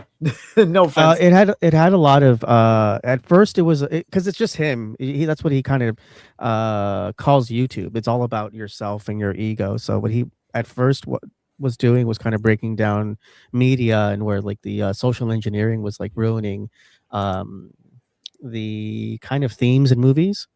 So he really went after. He's been around, I don't know, 60s, 70s, 80s, and like the art scene. So he said firsthand, he goes, I used to work in these gem stores and new age type of stores. So I got to see firsthand how this stuff kind of takes advantage of people. So that's kind of where the show started. And then he started breaking down the symbolism in media. And then he got into kind of the weird rigging cedars of Russia text. a little bit of Kazakhstan. Then he keeps quitting because he says it's too much media. It's all slop, and he comes back every once in a while to kind of now he's preaching about a little bit about kind of the stuff that we're against on this channel. Kind of about everything's demons and demons and BS and penises. Yeah. Not everything's dicks and demons, right? So you might, Stacks. that's where he's at now. But you might want to check his old videos. Yeah, What's up, no. Yeah, for sure. Yeah, up, dude, you can always shout out anybody. What's up, Stacks? How you doing, fellas? Dicks and demons is the first thing I heard. Sorry. I apologize for being late. I had a meeting that I was on time for, but the other person wasn't. So apologies. It happens, man. It happens. No, dude, you're all good. I let everyone know who's on the show. Whenever you can get here, even if it's 2 hours late, better late than never. And, the show goes until noon, sometimes 12:30 Central. So, yeah, man. Probably if I start doing more nighttime live streams, guys, and it may not go as long. I want to start doing stuff again on the weekends. More particularly at night because I'll be hanging out with my kids during the day. But yeah. Oh shit. Okay. Subliminal, you got to get out of here, right? Yeah, I got to peace out. But thanks for having me on, man. And it's great. as far as you got to go and Stacks is just here, clutch. That's awesome. Yeah. Thank you so much. Let everybody know where they can find you. Find me over on Rumble on Subliminal Messenger Show. Me and Rat on Disagree to Agree, and Manuela Boer over on Twitter. And yeah, make sure to catch me on Esoteric. All your stuff in the description as well. Yes, thank you. Yeah. All right, have a good day, guys. And look for those stickers on Jules' shop. I sent the files already, so keep checking the shop. Yeah, thank you, brother. Thank you. I really appreciate that, guys. Go follow Subliminal Messenger. Subscribe to his channel, his Patreon. Guys. Support him over there. Yes, Abby. We'll see you later, buddy. I'm guessing they may not be doing a D2A today. Stacks, how you doing, man? Pretty good, dude. I mean, it's been a busy morning, dude. I'm telling you. I one of them days when it's like I wish I could just turn all the electronics off and not have any commitments. Yeah, that's what happened to Rat today. He had stuff he had to handle this morning, and so he couldn't join us. So glad you're here, man. Nick also couldn't join us. I'll tell you real quick. This is the frustrating part. So, I do a lot of side work jobs and stuff. Mm-hmm. And the people with money are the ones that are always the one that are the worst. They always want to haggle. Your time's not as important as their time. Meet me here at 9 o'clock. We'll be there by 11. I'm sitting there waiting and waiting and waiting. It's always the people that have the money that you always have to deal with. It's one of them freaking things. Cubertamo in absolutely, the chat. Dude. I mean it's I did irrigation years ago, and for about 6 months, 6 to 7 months, 6, 7. I have kids, guys, and yeah, dude, oh my god, we were out in Clinton one time it was like out in the country. It's for some Indian guy. He was loaded, dude. And he paid well, but yeah, man, he just kept wanting us to move the damn sprinkler head. So we had to like put the extended pipes on there and run more like through. It was like in the middle of the woods. So you got leaves and sticks, and it's not like just being in like a new neighborhood and grass. It's in the way. Yeah, I mean, I don't know. It got to where I could put in like full sprinkler zones and new, like on new property. So that's cool. I learned to do that like fresh out of rehab back in like 2018. Valuable, dude. I don't care what anybody says. None of that is menial labor. That doesn't mean anything. Dude, it's good working outside, dude. It really like, I don't know, digging with a shovel every day can really like cause dude, I was super like skinny. Like I know I'm skinny, guys. People think I'm like a stick, especially Q and Meat Cavern, but I mean, I just can't get over like 175, because I'm 6'1". Yeah. So I'm not short or anything. I'm pretty tall, and I look pretty decent with my shirt off. I'd say, there's people that like it, right? Well, you got a lot of female fans. I know that. Yes, we we weigh do the have some same. female I'm fans of the only show. 5'5" and a half. All the great bets. Uh-huh. All right. Well, I'll tell you, like me growing up, I was the same way. I couldn't break 200 to save my life. But I went hard for a while. I got up to like 240 and I was cocky. And I'll Nice. tell you the truth, like it's not what, if you're thinner for most of your life and then you actually do bulk, your range of motion changes and it doesn't feel right. You know, like you can't reach things you would be able to reach before. Yeah, you know dude. what I'm saying? Yeah, it's difficult for me sometimes with my job. Like because I have, dude, since last year, I have gained like, a good 35, 40 pounds. Like, cause like when I was first started podcasting, dude, I was still real skinny, it's taken me a while. So imagine how I looked back when I was on drugs, guys. There was a part of my life there where I was a little chubby because I drank so much beer. But when I was a kid, I was like when I was a teenager, dude, I was jacked. I used to do like 200 fucking sit-ups a day, and I got a pull-up bar and everything, dude. We were playing music. I was playing drums for like 3 hours a day, and if you don't know, that can really get your arms built,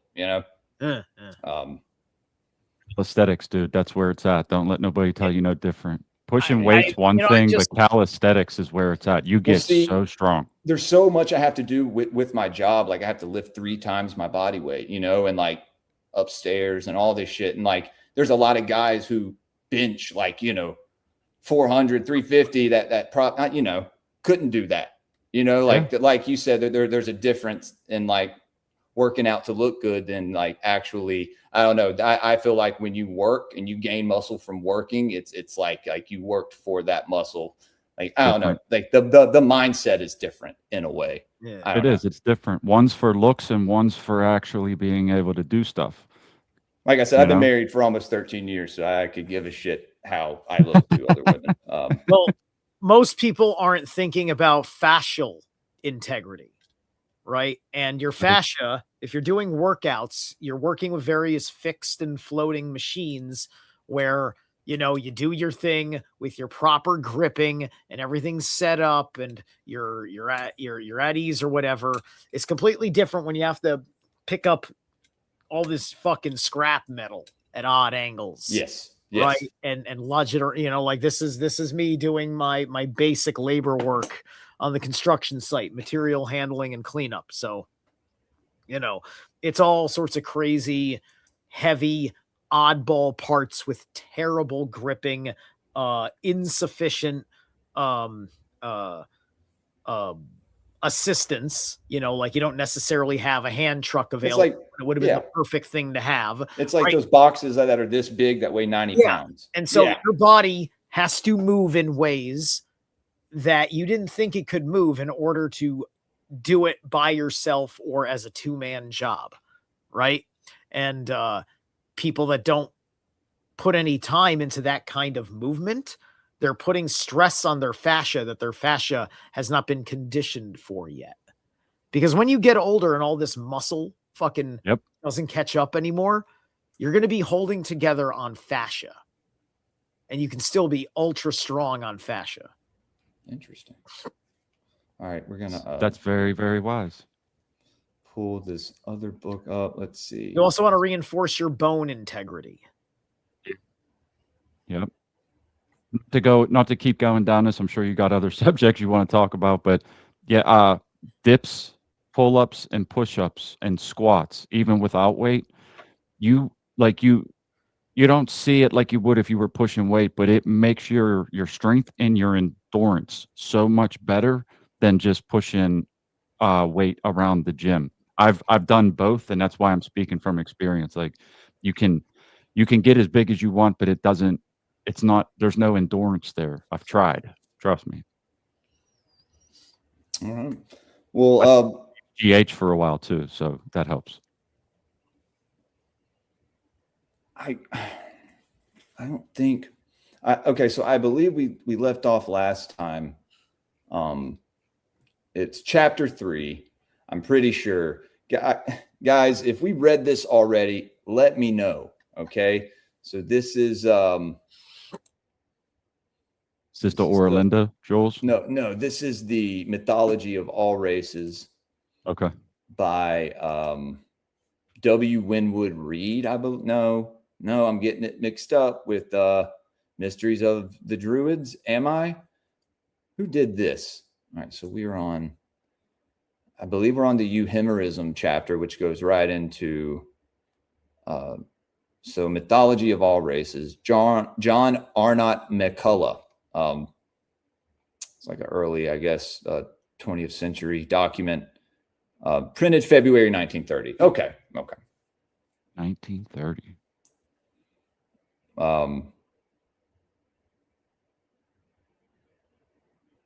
Okay, let me see.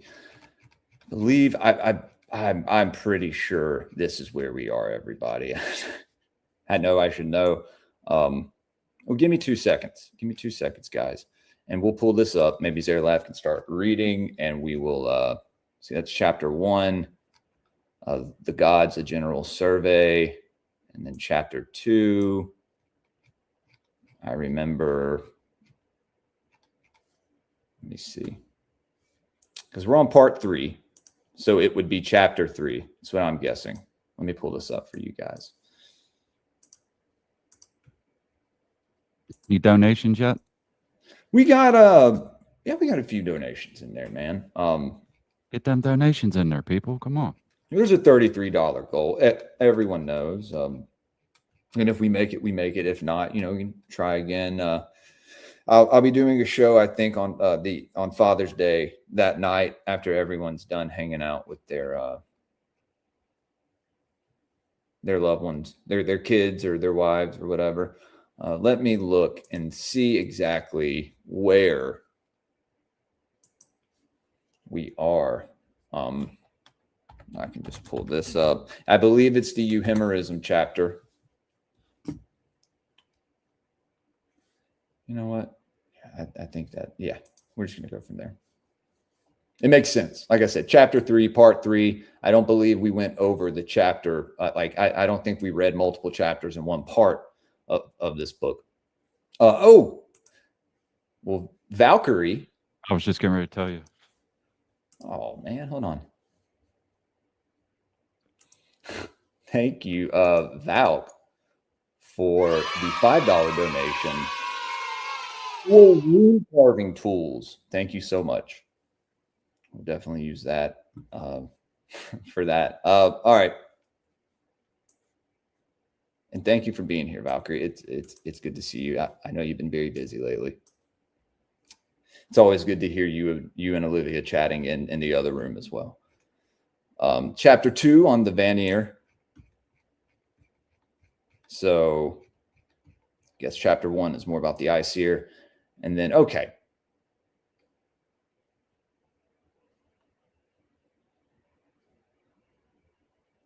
Okay, I've read this myself. So the theory, so this is chapter 3, Euhemerism. So the theory of the Greek Euhemeris, 4th century BC. Zerlav, would you like to read? Yeah, sure. Yeah, man, go ahead.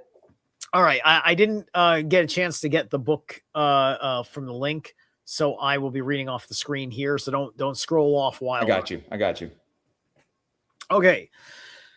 Chapter 3, Euhemerism.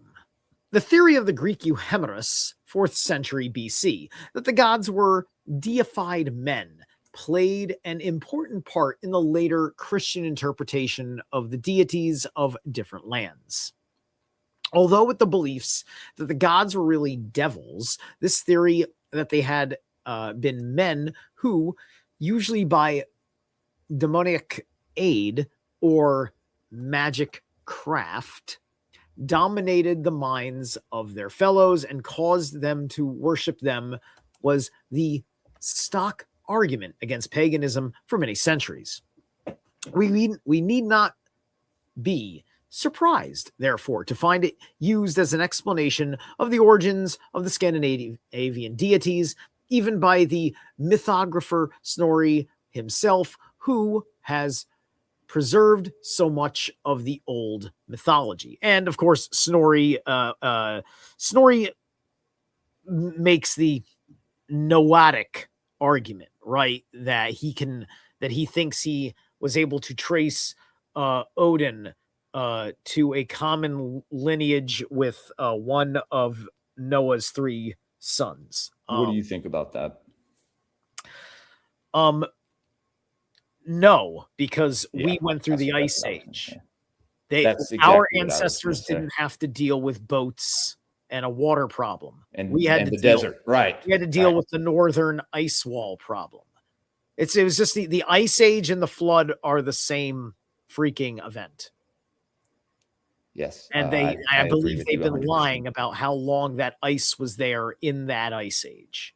In fact, I think that the Little Ice Age, I think, is just what's left of that Ice Age, considering what our awareness was made to be by the time we were all being re-educated after the reset, because that Little Ice Age allegedly ended, oh gosh, around the same time that they reset the Weimar Republic that I brought up earlier.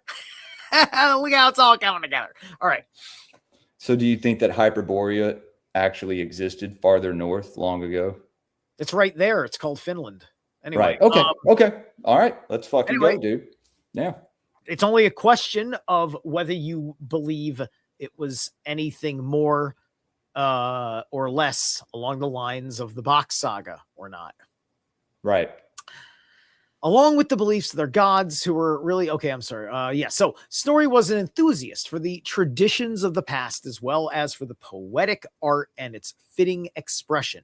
But he was a Christian and therefore could not believe in the truth of these traditions, nor in the gods themselves. Hence, he says, addressing his audience of youthful skalds, that while they should not forget nor discredit the tradition by removing from poetry the ancient metaphors which originated out of them.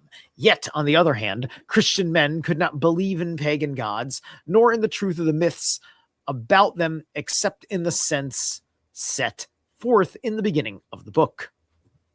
The beginning of the book, of which he speaks, is the prologue to the Edda, which, because it is written from the humoristic point of view, in greater or less contradiction to the standpoint of the book itself, has sometimes been regarded as by another hand. On the contrary, Snorri's definition of his position shows that this prologue and the tradition or myths of the book are quite in keeping with each other. Okay, so what he's trying to do is Snorri is trying to smash the Christian contextual forward, which I think what he's talking, if he's talking about what I think he's talking about, I may be wrong about what he's talking about, but when you're reading the Eddas, the ones that come across as dialogues, there's often that forward going on about the conversation that then leads to this, like the way a play starts and you have like a setup to the play by a narrator, a disembodied voice, right? In this case, it's like the person visiting the king, asking questions, yada, yada, yada, right? So that's kind of the idea, that it was a kind of a late pagan Christian consumable thing that was in the poetic Edda.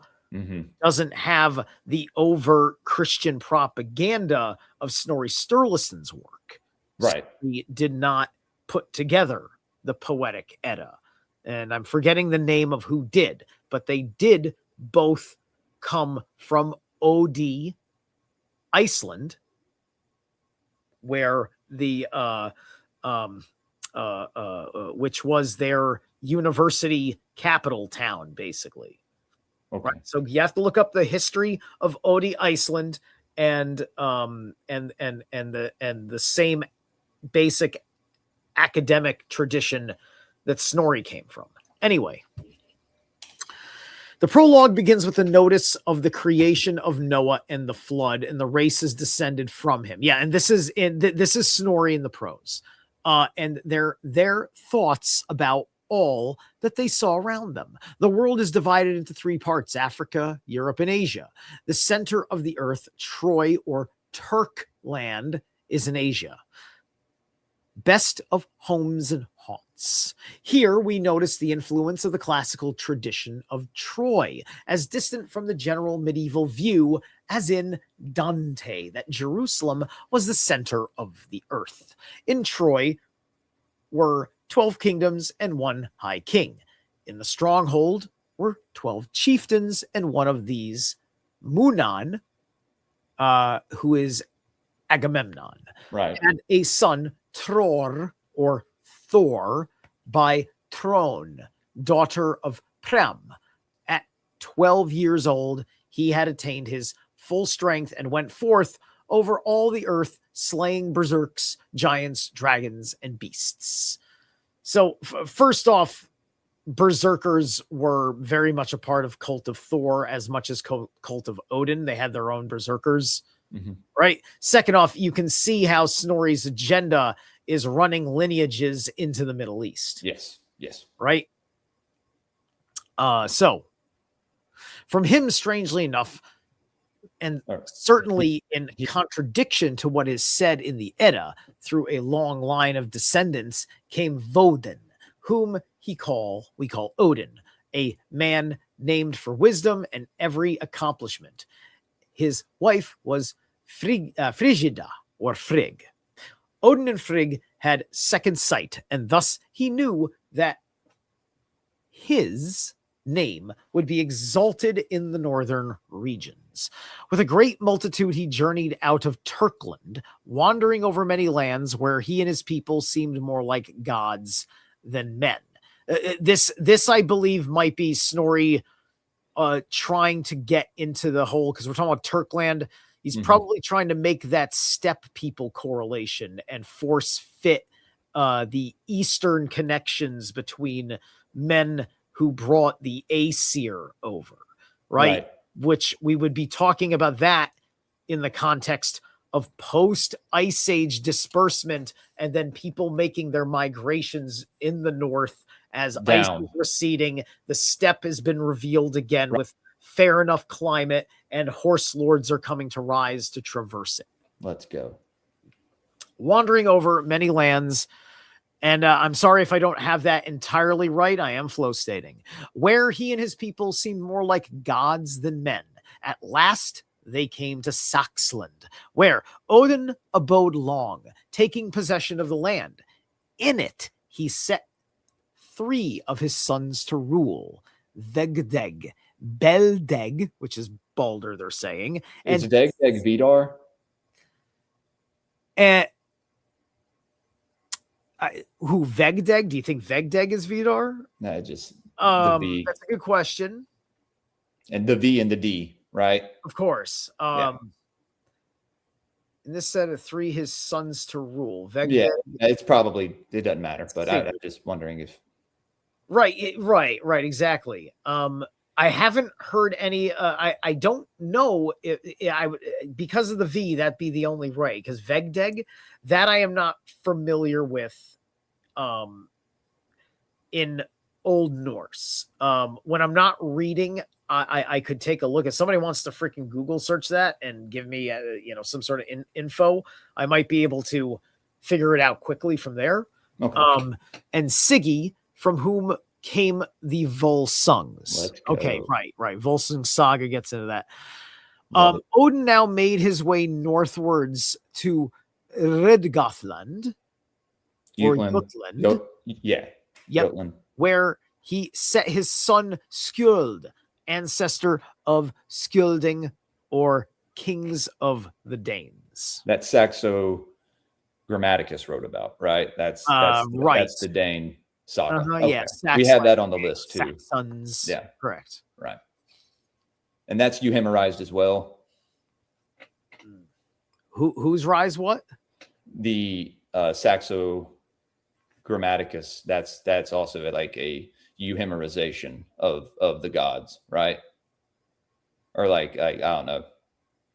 I don't know if you've read it or not. The collection of I believe, if I'm remembering it correctly, that's where the collections of the works of that were the first of Old Norse formal writing when they were getting it all together. Like that's kind of like a book that compiled all the original scrolls when somebody got a language down for Old Norse. They took this because Old Norse is old oral tradition going back, like the way Native American all the oral traditions. Right.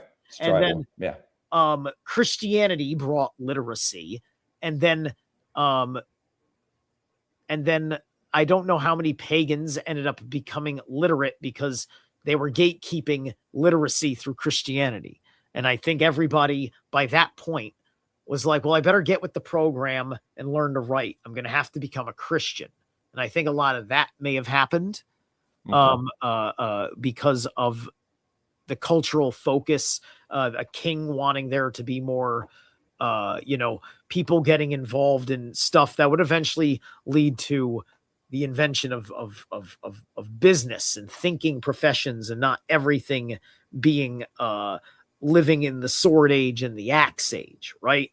Because if our ancestors were having too many problems in being capable of honorable reconciliation and civil peace, somebody with a new group of ideas is gonna lump it all together into a new code of conduct that's going to have to be predicated by a new spiritual principle. And then this was forced on a bunch of people because they didn't want to go to war anymore. They didn't want to do this, that, or the other thing, right? You had too many Christian slaves at this point as well. The Christian slave population was growing, and then them living by pagan rules that would get them set free or whatever. I mean, you look at the Northman film. What happens by the end of the film? He frees all the slaves there. Most of those slaves in that movie were Christians. Really? Yes. They hide it well because you're not paying attention to how they are. You got the one guy with the terrible bowl haircut, and the way he criticizes a thing or two. I can't remember exactly. You got the two guys. They see the dude lays strewn and dead, and they do the sign of the cross real fast, right? Yeah. There's a superstition. Christian, right? There's some very low key, like we're telling you a story where here's Christians. This is it. This is a pagan story. Christianity has no conscious force in this world. Right. It's not the ruling. It is that there is no ruling thought. There's no competing thought of Christian thought anywhere. It's something that the Christian kept to themselves, and they were not respected for having it. And one of the slave masters actually mocked one of the slaves who was a Christian. These were Slavic Christians also. Right. Yeah. So this is Eastern. These people picking up on the Eastern Orthodoxy because this is what's her face's character, Anna Taylor-Joy. Yeah. Okay. Yeah. She's Slavic. She worships the Mabon. She worships Mabon, who's like the Demeter of the Slavs. Got you. Okay. Yeah. Okay. Just a quick question. Yeah. Where was Jutland? Was that Jutland? It's Denmark, right? Or it's like an island right outside of here. Let's look it up. Hey. How do you pronounce it? Yut. J. Yut. It's the JY. So the J is when the in Y. doubt, flip the J to the Y. Oh, okay. Jutland. Here, I'll give you a. I'm just curious because we were reading the story. They seem to be referencing actual places in some of them, and I don't think I've ever heard of that before. It's a large peninsula in northern Europe that forms the mainland of Denmark and the north part of Germany. Ah. Yeah. Okay. And this is right in where the Oera Linda is being talked about, that in this area as well. So, and the Volsunga saga, when it talks about the wolf bitches of Jutland, right? Or like these wolf bitches. We talk about that, but they talk about the wolf tribes of the wolf women and how King Sigurd's mother was the one that Sigurd faced, shape shifted or like took on this wolf kind of energy, right? It's the same. Me and Zarelaf touched on this when he came on Grey Pilled, like the berserker, right? And like the bear energy. And Zarelaf is like, you know, you kind of remind me of that, Zarelaf. Not gonna lie, remind me of a bear. I know you claim to be a dragon, but you definitely remind me of a bear. Let's go. Cheese. I love it. I could be a dragon bear. I could be all You could those. be a dragon. Let's fucking go, dude. Dragon bears. Yeah. You want to continue reading? I think we're this chapter is not that long, so I think after this we get right into the gods, kind of chapter by chapter on the gods. I can read if you want me to. Oh, I'm sorry. I was looking up the Vegdeg thing I was being asked about, right? Oh, sorry, I was taking a second with that. Because because his name effectively means to take the path of this day. Right? So there's a lot of there's a very fate-oriented thing to what his day means. Vegdeg brother's name's like Balder, Anglo-Saxon. Yeah. I think there's a good chance because I'm doing a quick search and AI brings up ehumorism because I'm just like, I just ask it in a basic way. Is it a god? Right? As in, does this name, is he talking about something that's God associate? Who's calling me? Go away. Deathbite 420 is asking, hey, I got a question for the channel or anyone else. Where do white people come from? Well, there's a guy named Yakub. No, I'm just kidding. I'm just kidding. That's a silly little thing. If you ever look, thank you, Stacks. You didn't have to, man. He said $10 donation for being late. We're just copper skins stood out in the snow too long. That's all we are. We lost the copper skin, and that's what happened. Yeah. All right. Yeah, I think this chapter is only really not really too much longer. It's wait, what the fuck? So I guess we're missing a page. Some of these pages aren't in here. Oh, interesting. Yeah. So but is that is this a corrupted transfer, or is it marking that the book itself has missing pages? Does it look like something's blurred? Because it kind of looks like it to me. It looks like that, like on the original. Like I've had this for a while. It's weird. It hasn't done that before. Like it hasn't done it the whole time. Is it a missing page, or is it like an intentionally blank page to just mark a chapter? No.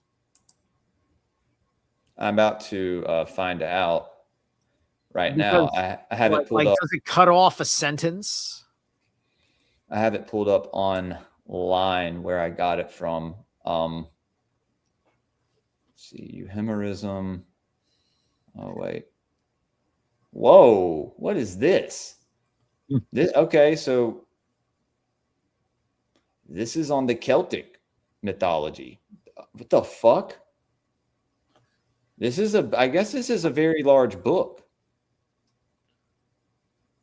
The Strife of the Gods. This is literally like the same. Oh, wow. This has like stuff underlined in it. This is crazy. This is like the dude's book, like his actual. Maybe this is just someone who put it on here, I'm sure. Celtic, Slavic. Okay. So I just found. Oh, this is cool, dude. This is fucking cool. Okay, well, we'll keep this, but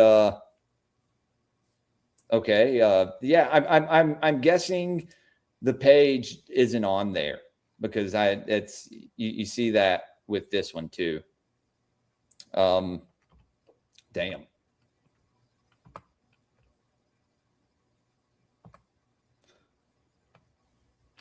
Have it too. You don't know what that is, but I'm telling you, when you look at that page, at least from what I'm seeing, it looks like there's something blurred on the next blank one. Is it just me or you see what I'm saying? Yeah. It's like when they tried to upload it onto the Internet Archive, like, I don't know, they couldn't do all the pages or something. Mm. Interesting.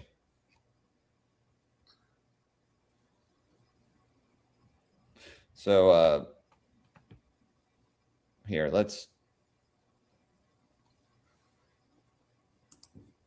I'm going to save this one. I need to take a look at this. Hold on, dude. Let's see. Celtic. Got a question for Zerlath. It's a little bit on this. In this mythology, I don't even know if that's the right terminology.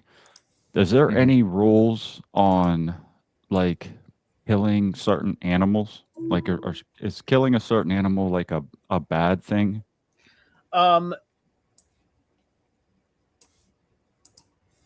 trying to remember exactly. There's a story I haven't read in quite a while.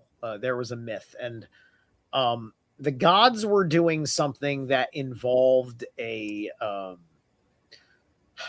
special animal. It was like a bird or some sort of beast, and Loki thought to himself that the gods were not supposed to be doing anything with this beast. And I believe that he didn't confer with them first and went ahead of his own accord and did something to like stop them from exploiting the creature, which may have been a sacrifice. So I remember that there's something along those lines. There's, of course, just the death of Balder itself being the horrendous crime against humanity that it was seen as and is. It's crazy. We've heard that it's bad luck to kill crows and ravens. When Thor was in his travels and a certain Jotun was kind enough to bring him into his home to rest for the evening in common Norse Germanic hospitality fashion, Thor offered his goats up to be eaten as a meal because he could use his powerful magic to resurrect them in the morning. Just do not break the bones. Do not take the marrow. That's it. That's all he asked. Don't break the bones and take the marrow. Loki gets in the Jotun's ear and gets him to sneak some. So they eat the goats. When Thor goes to resurrect them, the broken legs that the marrow had been sucked out of would not regenerate and would not follow back to full form and health, crippling his goats, making them completely useless to him. In which case, the punishment was he took that Jotun's two children as his slaves. And they were treated very well as slaves, but that was the price. The goats were exchanged for people because of how valuable those goats were. Wow. Some goats. So yeah, no, there's definitely stuff, right? Because you know, like you had to eat meat. So yeah, you did animal sacrifice all the time because you're fucking hungry. And you have to fucking be right with the spirits in order to violate natural law, to enforce your own natural law as per what it is for you as created by the gods, a man. I got you. Yeah, dude, this mythology of all the races, it's literally they have like every single race like on PDF. So well, we're not going to look at all of them. That's crazy. They have like wow, dude. All right. Dude, that's right here. This cuts off, right? So footsteps of Odin and then if we scroll down. Yeah, it's just it's like that. Then it goes straight. Okay, right. Hold on. So it shows this what is it?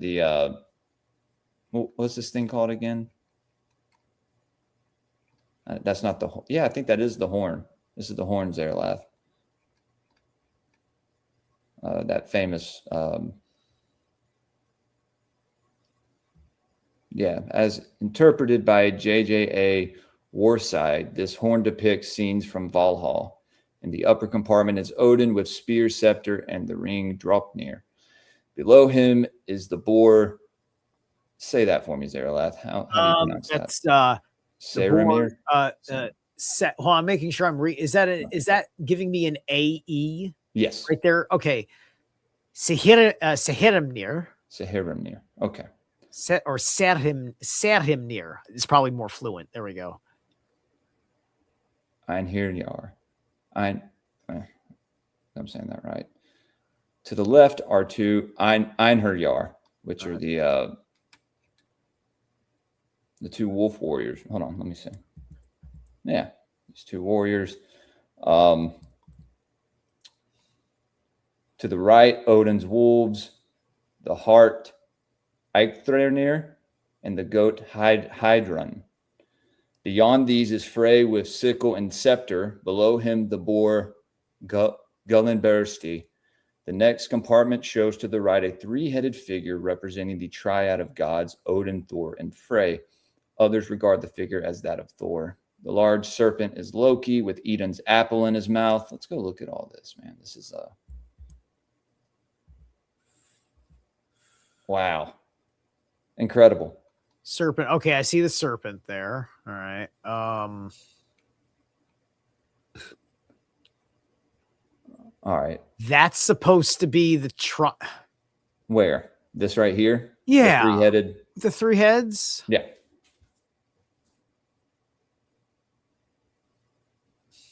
And looks like he's holding a bearded axe. Is that a bearded axe? It's definitely an axe. It's an axe, and then the goat. Okay, right. Yeah, I guess that's a goat, and it's leashed. Right. Goat is leashed. So people, I guess, think that's Thor, maybe, with one of his goats.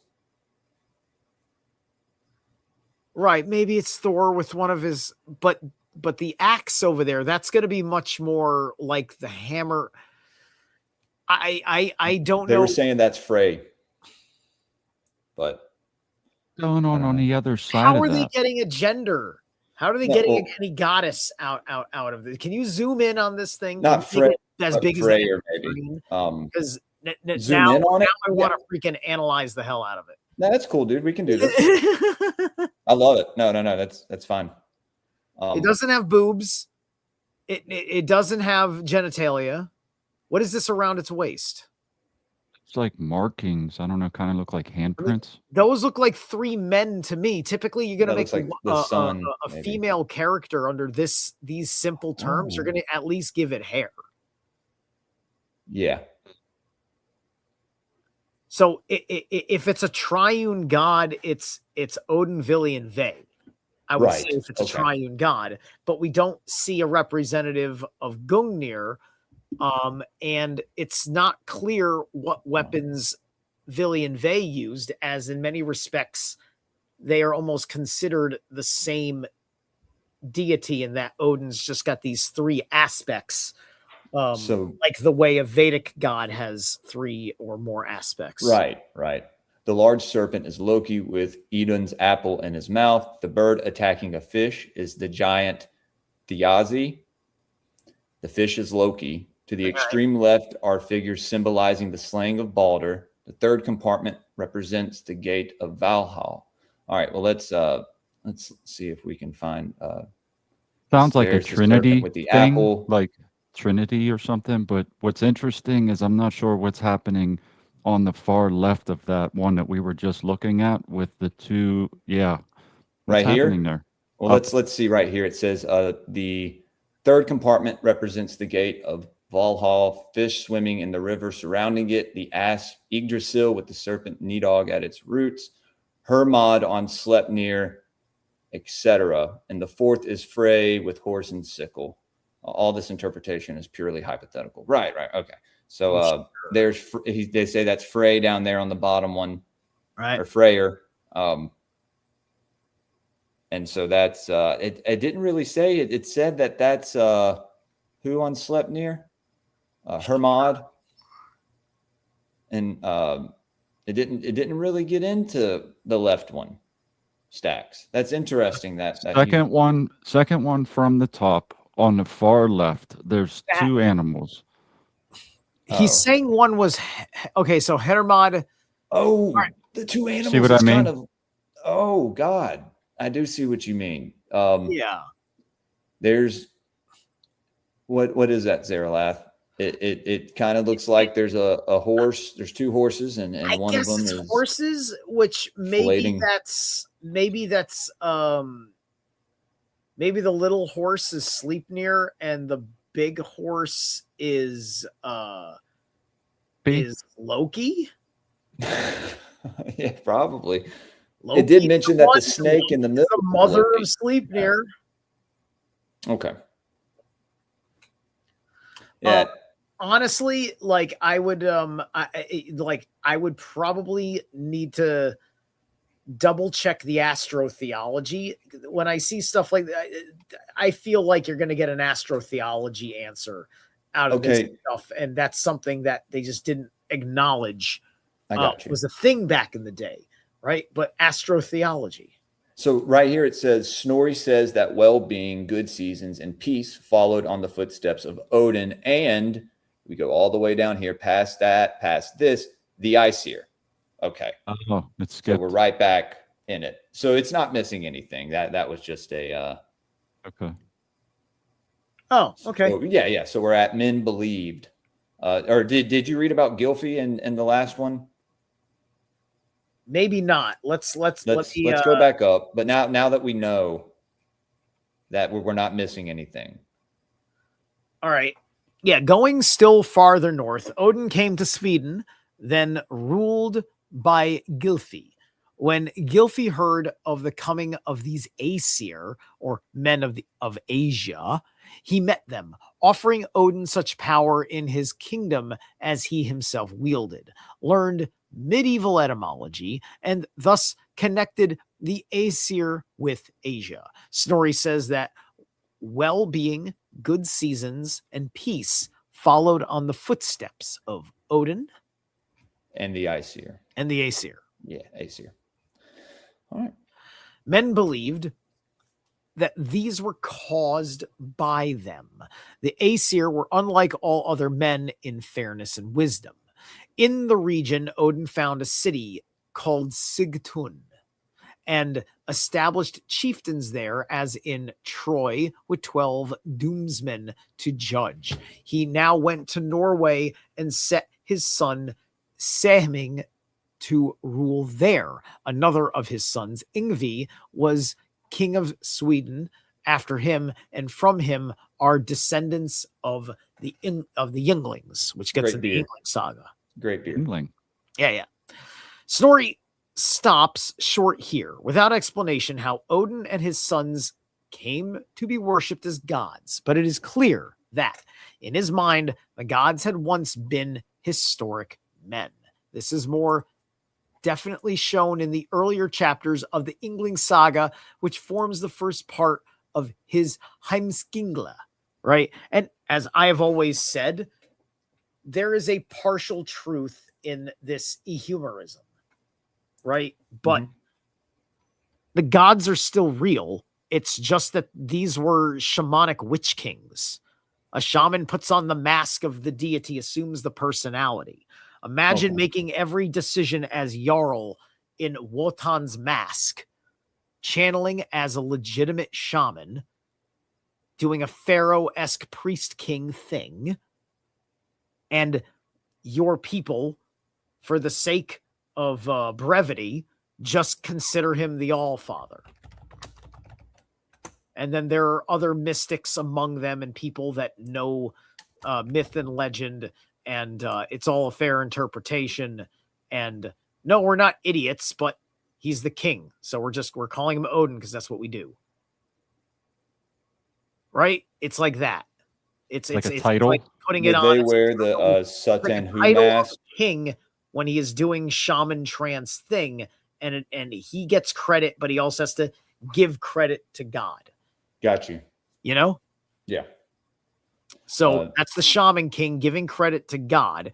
Now this is Snorri taking away that credit and insulting the tradition for Jesus. Wow.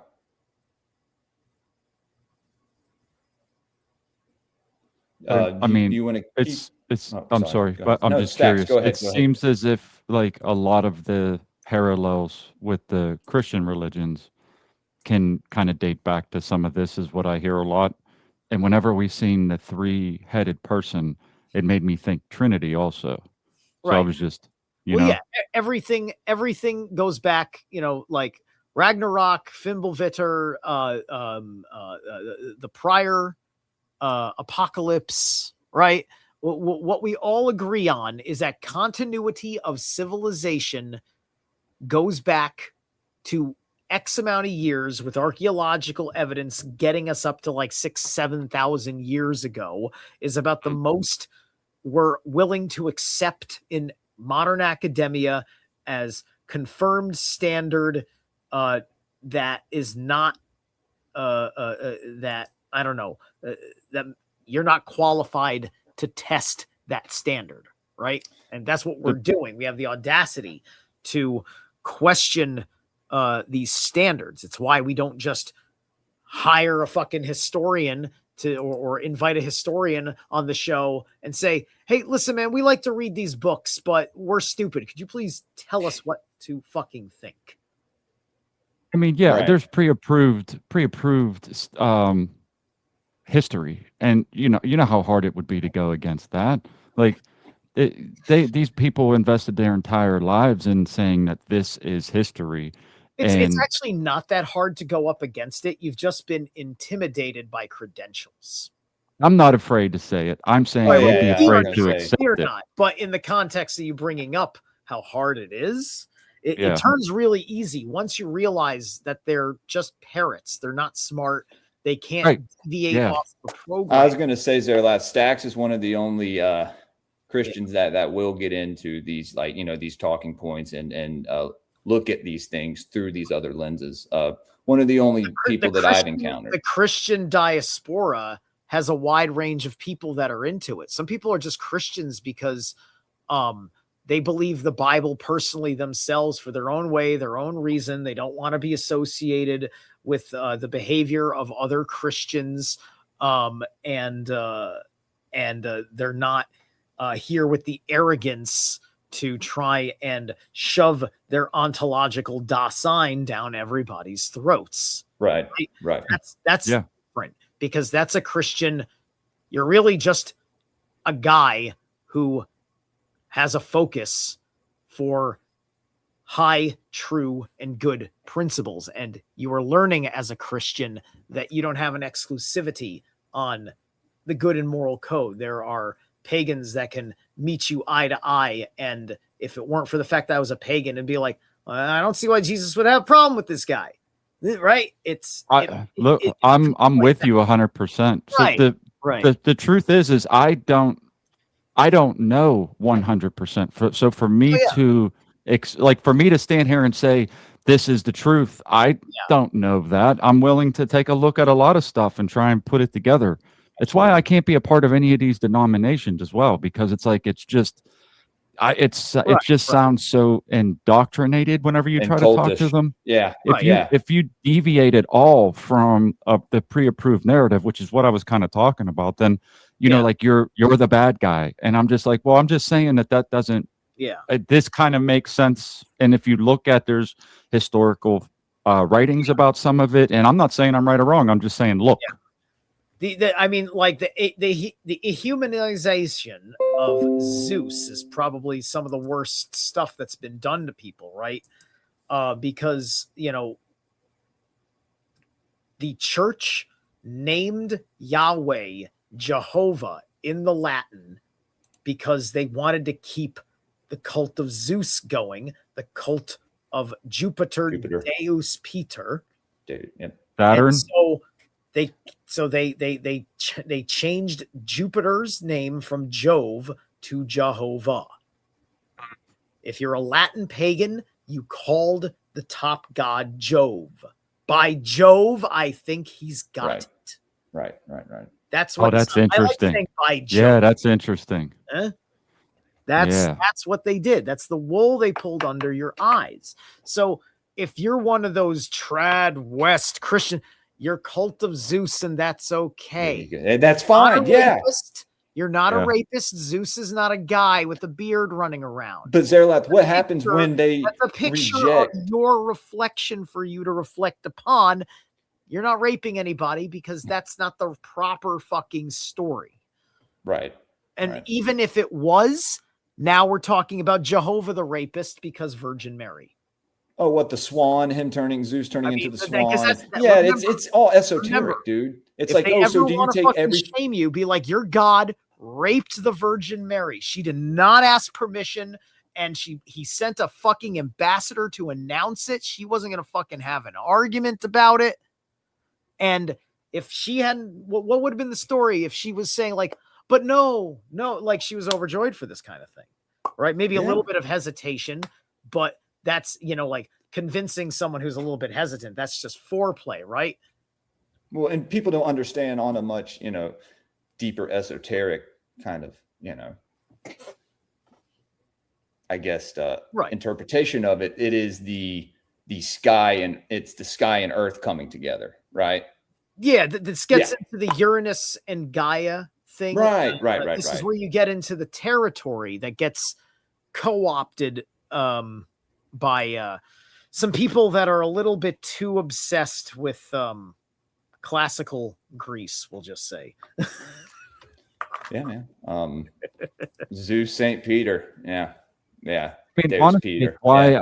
It's why I want to learn it a little bit anyway. It piques my interest. There's a thing that happens for me whenever I'm looking into something. I don't know what the truth is, but there's a thing that kind of rings out, and it's like, okay, there's something about this particular thing that is interesting to me, which rings to, I'm just like, that sounds like something that could be true or at least partially true. So I look into it. Like that's just how it starts, Absolutely. So Absolutely. that's all to path. And I'm on my own path. Like I haven't arrived anywhere. So I mean, like I haven't said that anything is absolutely true. I just, I have a curiosity.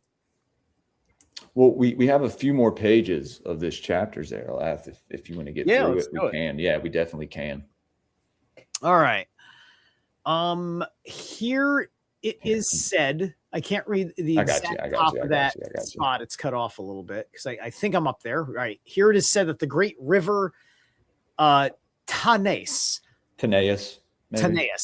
flows from the north over Sweden to the Black Sea, dividing Europe and Asia. To the east of it is Asaheim, the land of the Asir. See, why is he putting a Heim on it? That's who. Interesting. Why is he choosing Heim instead of guard? When does it get guarded? Because it should be established by the publishing of whoever wrote this. That we call it Asgard. We don't call it Asheim. It is the defended heavens.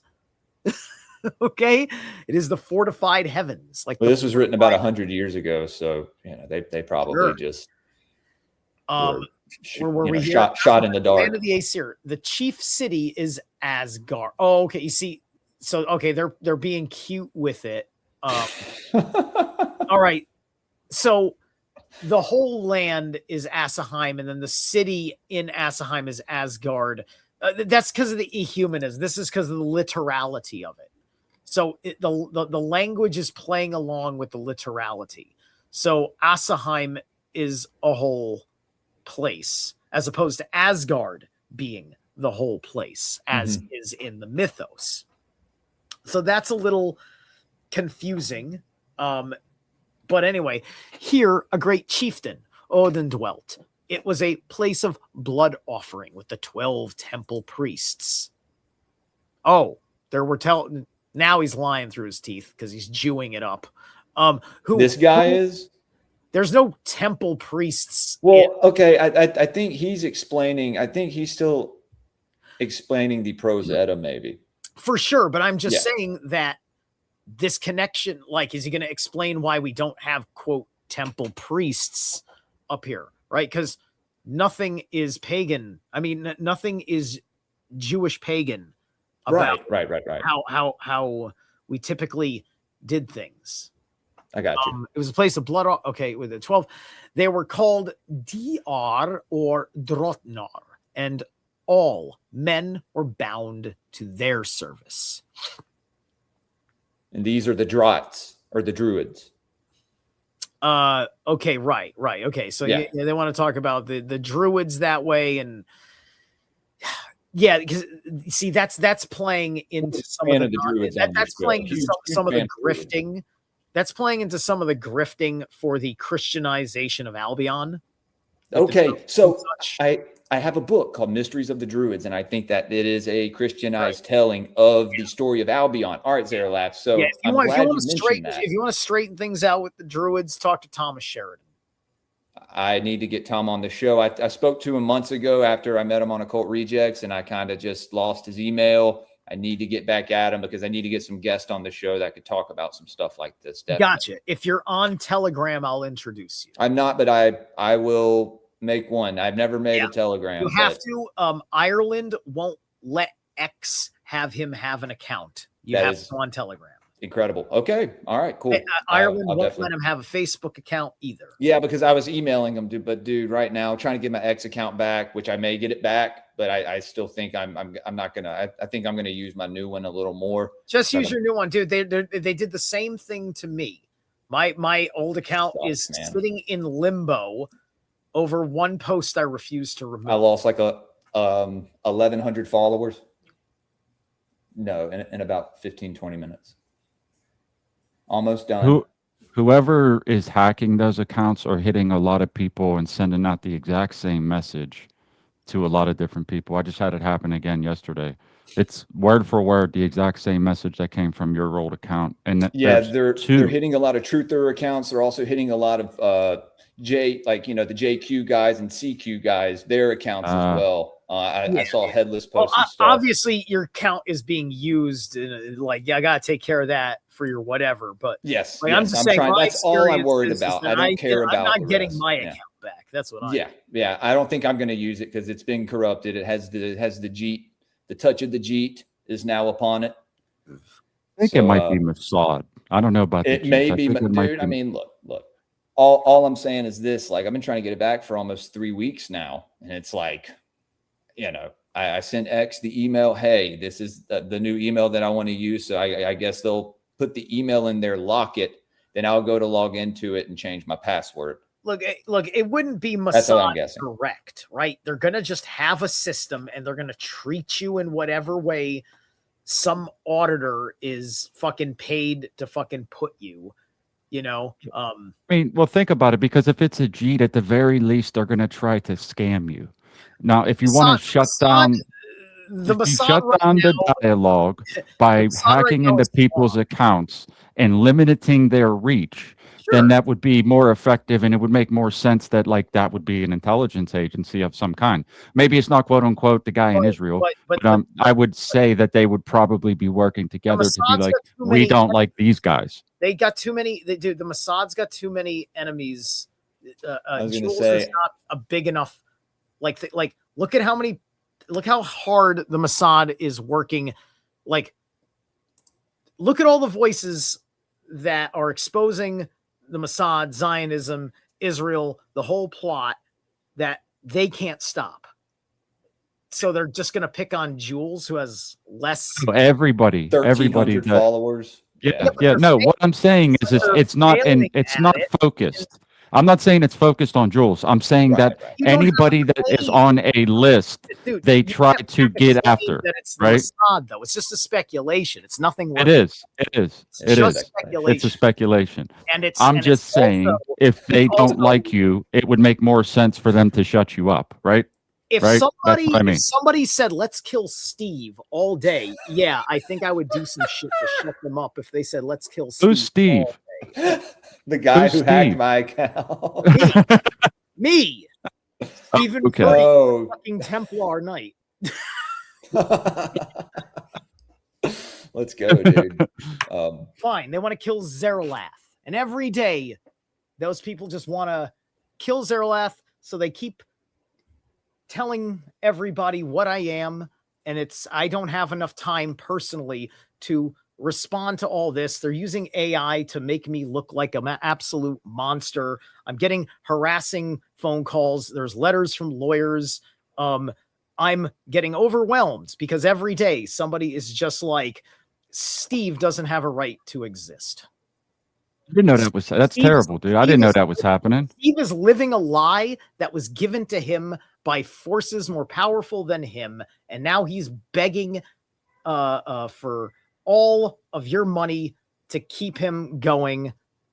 Like, but you know, he can't exist, right? And you know, we are pretty sure that he has no right to defend himself because he started it or something, right? Like this is, it's so inhumane. We're treating a nation like an individual. So you're saying you're being targeted? Is that what you mean? No, I'm using a human He's just being, an using it as individual a, soul, Oh, okay. as an Okay. example, because there are individual souls that don't have any control of the Knesset, just like I have no fucking control of Congress. And I don't want to die because Maybe better off if you Congress did. is filled with the Epstein class, and the Jews don't want to die because the Knesset is filled with the Epstein class. So yeah, it's the Mossad because everybody's trying to save their lives in their own country, because it's also the CIA and it's all these things. And there's a conspiracy corrupting all of those things. Absolutely. And we blanketed it, and then we cry, why are you making fun? Because you are being anti-Semitic. You're not an anti-Semite, but you're being it because you've been blinded by the narrative that is focused on the study of a Jew who screwed you over. And that's Blinded by the light. And maybe the Definitely. Mossad needs to hear that so they can lay off of us. Thank you. Lay off Mossad. All right, That'll let's come finish Mossad. this up because my kid is at the gates. Yeah, mine too. Demanding. Mine Yeah, too. dude, you're going to be able to hear soon, Zaralath. You can. Yeah. There we go. All right. You going to continue, or do you want me to read? I can continue. It's all right. Go. Yeah, no, you're good. Go ahead. Sure. Steve is America's greatest ally. Damn straight. Damn straight. and listen. Bobby next door, he is 2 weeks from filing a noise complaint. I must have him destroyed. Yes. Odin was a great warrior and far traveled, who conquered many realms and was always victorious. He went west and south, even to Saxland, where he set his sons to rule. Thence he journeyed north to an island called now Odin's Island in Fian. Afterwards, he went to Gylfi's land and made peace with him. Gylfi knew that he could not withstand the Aesir, who were mightier than he, especially in magic. Odin abode at the low and made there a great trample. This he called Sigtun, and here he gave their abodes to the temple priests. Njord dwelt at Netun, or Notun, Frey at Uppsala, Heimdall at Heimenbjorg, Thor at Thrudvang, and Balder at Brideblik. Having told how Odin and Diar taught crafts to the North countries, Snorri gives details of Odin's superiority in many things, especially magic, an account of which will be given in chapter 4. Hence, he grew famous. He taught much of his cunning to the temple priests, who were now next to him in magic and craft. Others got knowledge of his magic, and so it spread far and wide and lasted long. Now, naturally, like the Magus is going to have students and things like that. So that I can believe, just not in the temple priest fashion of it, because they're playing they're playing the 12 tribes game over here. Right. To Semantics. Odin and these 12 lords, men now offer Semantics. sacrifice. The real bloodlines are covered in the Bach saga, explaining how everything descended from the original Hyperborean family and when and how the split from the process of the incestual relationship ends. And I do think that there might be a little bit more to it in the Bach saga than that, but I'm also fine with it if it is the way they say it exactly. Right. Because it was millions of years ago anyway, and humans were the same but different. So to Odin and the 12 lords, men now offered sacrifice and called them gods and named their children after them, a clear statement of the euhemeristic point of view. So they were men that named themselves after gods and then named their kids after. So they named their kids after their dads or grandfathers. But they're assuming that there was the hubris of naming them after the gods, is kind of like the way they're phrasing it. Odin settled laws and arranged how the dead were to be burned with their goods so that they might come to Valhall. All over Sweden, men paid Odin tribute, but he was bound to keep their land from war and to sacrifice for them for a good year. At least he died in his bed in Sweden, but was marked with a spear point, claiming as his own all who died by weapons. He said that he would go his way to Godheim, and there welcomed all his friends. Probably Godheim is like Gotland. Right. Swedes thought that he had gone to the Asgard of old days, there to live forever. Okay, so we can see where Tolkien would get his ideas for the Lord of the Rings, for the West, sailing off into the Westlands. So began anew the worship of Odin and vowing to vows to him. The Swedes believed that he showed himself to them in dreams before a battle. To some he gave victory, and others he bade come to him, and either lot was held to be good. To Odin succeeded Njord, and to him Frey, and a similar euhemeristic account is given of these. The notices of the deities given by Saxo Grammaticus in his Gesta Dinorum show that he also adopted the euhemeristic theory. Yes, that's what I was talking about earlier. From Icelandic writers who preceded him and whom he borrowed. Right, like I said, the tradition in the city of Odin. Okay. But he differs from Snorri in his incisive and contemptuous way of referring to the gods. He has none of Snorri's irony or wit or delight in the humor of a story, none of his interest in preserving traditions intact. To him, the gods were mortal deceivers and magicians. There had been in old days 3 races of such magicians. The first was the giants. Following them was the race skilled in divination and surpassing the giants in mental power, as these surpassed them in bodily condition. Maybe he's referring to the vulvas, who are mythical witches. They're not like human beings.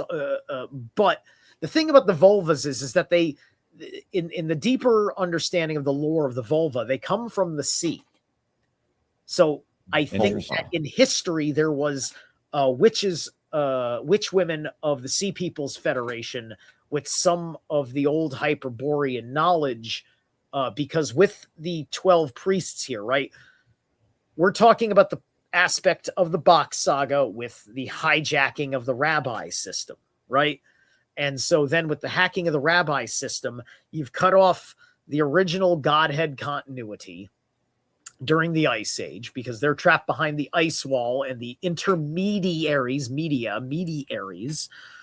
between the Godhead and the and all the lesser orders of man,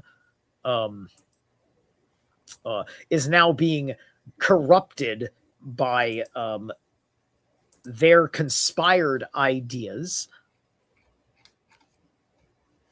Okay, so to Odin succeeded Njord, and to him Frey, and a similar euhemeristic account is given of these. The notices of the deities given by Saxa Grammaticus in his... Oh, wait, did I read that already? I think we're down at partially reading on autopilot, right? We're down here at constant wars for supremacy. Terms. We're at the bottom. Constant wars for supremacy were waged between them, till the second race subdued the first and gained not merely the rule, but also the repute of being. Being divine. Both races were skilled in the art of delusion and in appearing to change their form or that of others. So he's getting into the skin changers and the Ulfinar and, I'd imagine some women did some stuff where they were like birds, so they turned into like falcons and things like that, just like Freya does.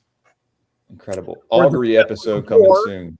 If you're Cult of Freyr, you turn into a boar instead of a bear. You're more of a boar cult. Okay. The Vanir type tribes were big on pork meat. They ate a lot of swine. I do not believe in the myths about pork. I just think that we are noticing that their flesh is a lot like our flesh. And I've heard that. And I believe that that's why it's actually healthy to eat a vegetarian swine, because they're omnivores. They have to be farmed, so you're guaranteed they didn't eat any meat. So they don't have all the parasites that come with the meat from other. Just like you eat a walnut because it looks like a brain and you intuitively know it's good for your brain, you eat pork because it looks like healthy pink skin and you want to have healthy pink skin. Okay. The cannibals call people long pig because when they eat people, it tastes a lot like pork. I wonder if that has anything to do with it. It looks that way. Incredible. I think that's just a good sales pitch for monsters, and it's just a way to attract monsters. It's like, let's weed out the cannibal by telling them it tastes just like chicken, baby, right? And then once you've tricked them into believing that, they'll convince themselves they like it because we naturally really like pork. I think we can lie to ourselves with our taste buds very easily, considering how my dad likes to eat versus how I like to eat, and having the times where I've eaten because I'm hungry something in his fridge, and I'm like, Jesus, my dad eats this. He's got those frozen meals that are made out of like fake meat, like the pasty meat that's just made and like packed together into like a patty that represents what should have been just a clean slice of steak. It's like, ugh, right? And it's just leftover from the fucking aware of slaughterhouse. This stuff, you can't eat that kind of shit anymore, right. Dude. There's so much I can't eat anymore. For him, that's within his goddamn taste range. Good, I guess. It's a good thing. And it's just like, Jesus, Dad, this stuff's gonna keep you sick. It's like he doesn't care. Oh my God, he doesn't care. What am I never did like pork. I like bacon, but I don't eat it anymore. But I never did like pork. It always made me like sickish. I never did like it. I think a lot of people, I like undercooked pork is the worst. Okay. Yeah, like undercooked pork can very easily make you sick. You got to make sure you cook it thoroughly. Because of I think that there's a different kind of bacterial relationship with pork versus poultry or beef. And we got 2 Rumble rants getting us past the goal. I'm going to come. Oh, great Odin's Raven. And let's see what they say. Because this is, I think, the last page, guys. We're about to be done. Get out of here. Subliminal with $2 donation said, Steve is America's greatest ally. Yes, he is. And Hubert over says, Subby wants to be finger fucked by AG. Well, this is something you can't buy. If you want a Jeet finger in your shit, you gotta earn it. The The conspiracy, the scapegoat, the Jew, is bigger than the Jewish conspiracy. I know. We're just talking. The reason I brought up Jeets with my account is because obviously Elon hired so many to run Twitter. But yeah, no. Thank you guys for getting us past the goal. $34. Yeah. Fuck yeah. Thank you. Thank Yeah, you. man. Means a lot. All right, let's go ahead. If you want to keep reading there, Life, so we can finish this up, and then we can talk for 5 minutes. Second race. I think I'm at that first pass, right? The second race is apparently the Aesir, but the third is more obscure, and perhaps Vanir or Alfar or dwarves are intended. The passage, however, is far from clear and is not connected with what is presently said of Odin and other deities. According to Saxo, the gods first dwelt in Byzantium, which here stands for Asgard, in a Senatus Divinus or Collegium. This resembles Snorri's account of the temple priests, which I can see Byzantium. So, that's the Turkic region. Like this is the Khazarians Jewing their way into Europe. That's what literally this is talking about, that doing it in the time way before Christianity. Right. Mm-hmm. So this was probably a factor in different kinds of fights before Christianity came over it, and probably their deep-seated anti-Semitisms through confusion of their occult practices.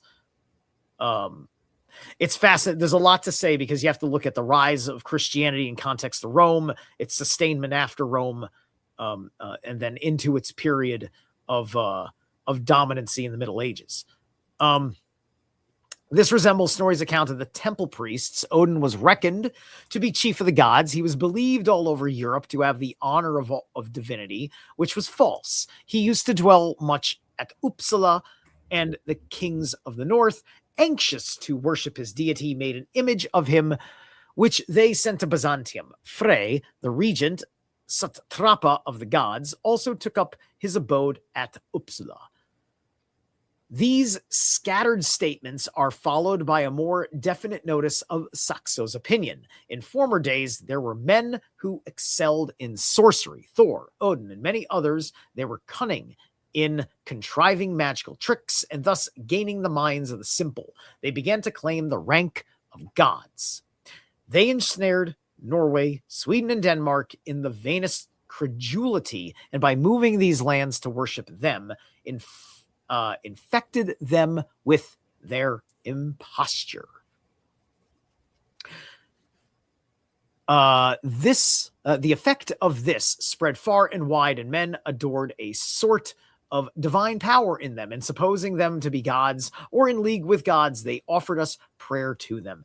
Hence, days are called by their names, and Saxo here enters into a short discussion of their equivalency with Roman deities. He concludes by telling his readers that they will now know to what kind of worship their country once bowed the knee. Saxo, and sometimes satirical towards these deified impostors, when Odin seeks advice from diviners and prophets regarding vengeance on Balder, he adds this comment: Godhead that is incomplete is often in need of human help. I know, right? Like, gotta love the arrogant, condescending Christianity. It's been around for so long. Mostly because a lot of people just like, oh, that was really cool the way he said it, right? Right. They don't have words of their own. They need the Bible. They have to quote the Bible instead of having an argument. Might as well talk to AI. According to the theories set forth by Snorri and Saxo, the gods had once been kings or priests or men possessed of profound magical power, and because of their superiority or their cunning, caused credulous people to worship them as deities before and after their death. All right, I think that was a good chapter on euhemerism. He brought up both Snorri and Saxo Grammaticus. So so this gets into, on the next chapter, the greater gods. And this guy talks about Odin. And so, yeah, it goes down. This is an early book that we had. This is just something that I was looking for things, and I mean, it must have been 8 months ago when I found this. So this was before I started even reading the Eddas or the sagas or anything. So It's interesting stuff. Even with Zaralath reading it, it adds something to that. It's pretty cool. definitely, dude, definitely. Well, guys, this was a great episode. I told y'all we would make it a little longer today since we missed last week. I am going to be doing a stream on Sunday night, just to hang out.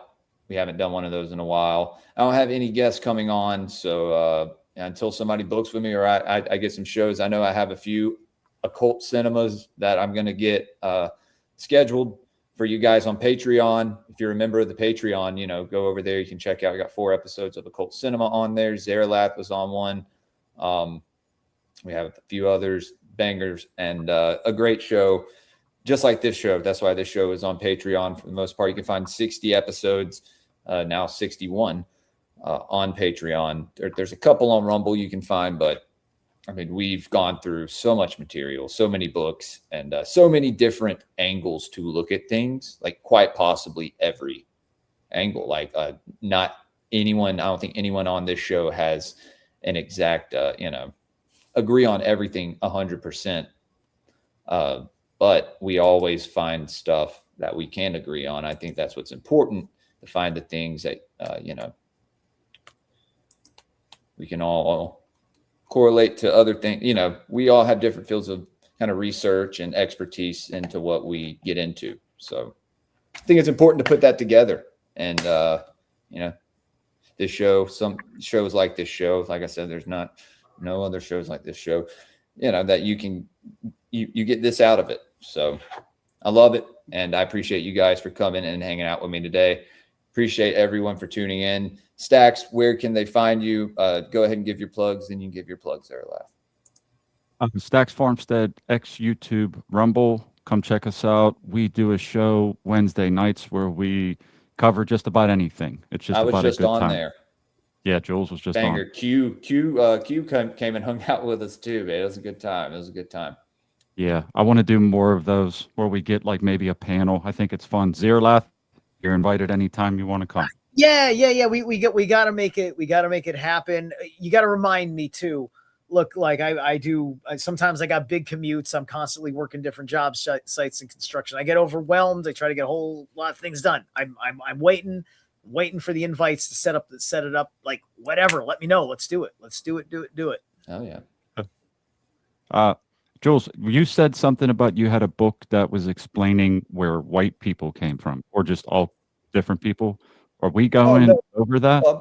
No. Well, what we just went over was the Eddic Mythologies, and this is what I'm finding. Is there a separate one? This is from a much larger book called The Mythology of All Races, and what I just found is they literally had the mythology of all races, like every race. Like I just found the Oceanic tribes, like Semitic, like they have everything in there. So who knows what else? I downloaded the Celtic one. We may read a little bit of that sometime and see what, if it's maybe similar to the mysteries of the Druids. I also, we have the this British Edda that I had downloaded, the one that this guy L.A. Waddell wrote. So we're gonna check that out. I think it's a little more esoteric. But dude, we got some stuff that we added. Took mysteries of the Druids off the list. I don't think that's a good representation of that history anymore. After reading about euhemerism as well, because I've known about it, but I haven't really I think we could read these other books and get a much better interpretation of that history. Kind of what Tyranny was talking about. He had brought it up to look for it, and so I searched and I found. Mythoclass is asking, did the frost giants get driven out of their land as it was no longer frozen, or did humans wander into lands that were once frozen? That's a good question. You stumped Zaralath, I think. Did the frost giants get driven out of their lands as it was no longer frozen, or did humans wander into their lands? Well, that's getting into the literalities of thing, right? Like I'm a believer that there was the paradise time, right? And in the paradise time, the mythological beasts, that's when we had them, and we had giants. They weren't literally elementals, because that's part of the animist myth, teaching you things about metaphysics and cosmology, and the spiritual hierarchy of things. He had a much it was a much larger It would comment. have been the Jotun in general represented foreigners in the East. Thor was always in the East, making friend and foe with giants. He says, if you have ever seen the plasma moon map stuff, it kind of blows open some of this. If you check out Vibes of Cosmos work on the areas that surround the the plasma moon stuff is fascinating. It's my contention that that the moon, if it is a physical object or whatever this thing is that we look at and we say that object is the moon, that I think that the good that we are getting from the moon is coming from the energy where the moon is, and that somebody placed the moon where that energy is to hijack it. Holy shit. Okay. That's what I think. So I think you could take the moon away and you would still have the forces of the tide, and you would have and you would still have some sort of natural ovulation cycle. I think the force is there whether the moon is there or not. That's a radical idea, I know, but the occult side of things, outside of the myth side of things, changes the equation a lot. Yeah, he had a lot of comments. He said, so in the beginning of the Box Saga, it talks about how hell was surrounded by frozen lands on all sides, very much how the flat earth map is viewed. Now in Norse mythology, they talk about Jotunheim is a land of ice that surrounds Midgard, which is the land of the frost giants. Yeah. And then he said, from the book, it seems they never had any sort of conflicts of any kind that was written, spoken of. So I assume that there is a thread that connects when the humans first came into contact with them. And then he brought up the moon map. The ice Jotun, like, think ice is a hard, firm, and fixed substance that is cold-hearted, right? This is the nature of the ice Jotun. It's kind of like the way they do in the Marvel Thor films. Loki is an ice Jotun in that, and there's a lot of good stuff that they're doing with that. Before Thor was fighting the Jotuns of Jotunheim, his father Odin was fighting the ice Jotun,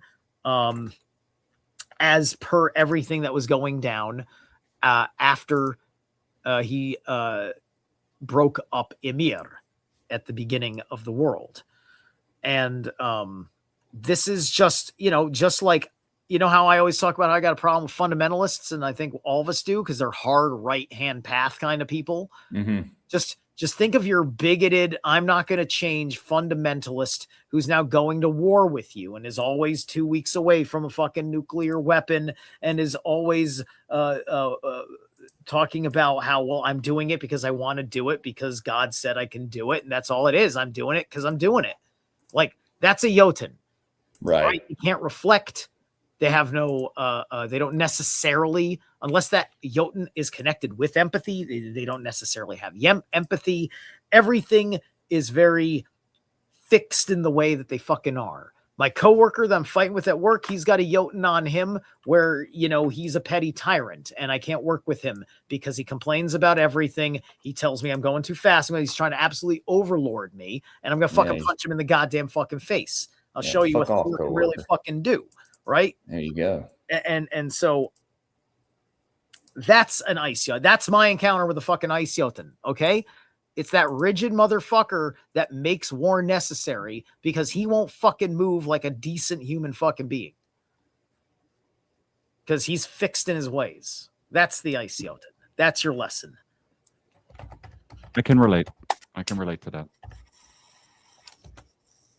Well, Zerlath, go ahead and give your plugs. And I am Zerlath Eternal here on YouTube, Zerlath369 on X. If you want to see some of the most savage tweets you've ever fucking seen in your life,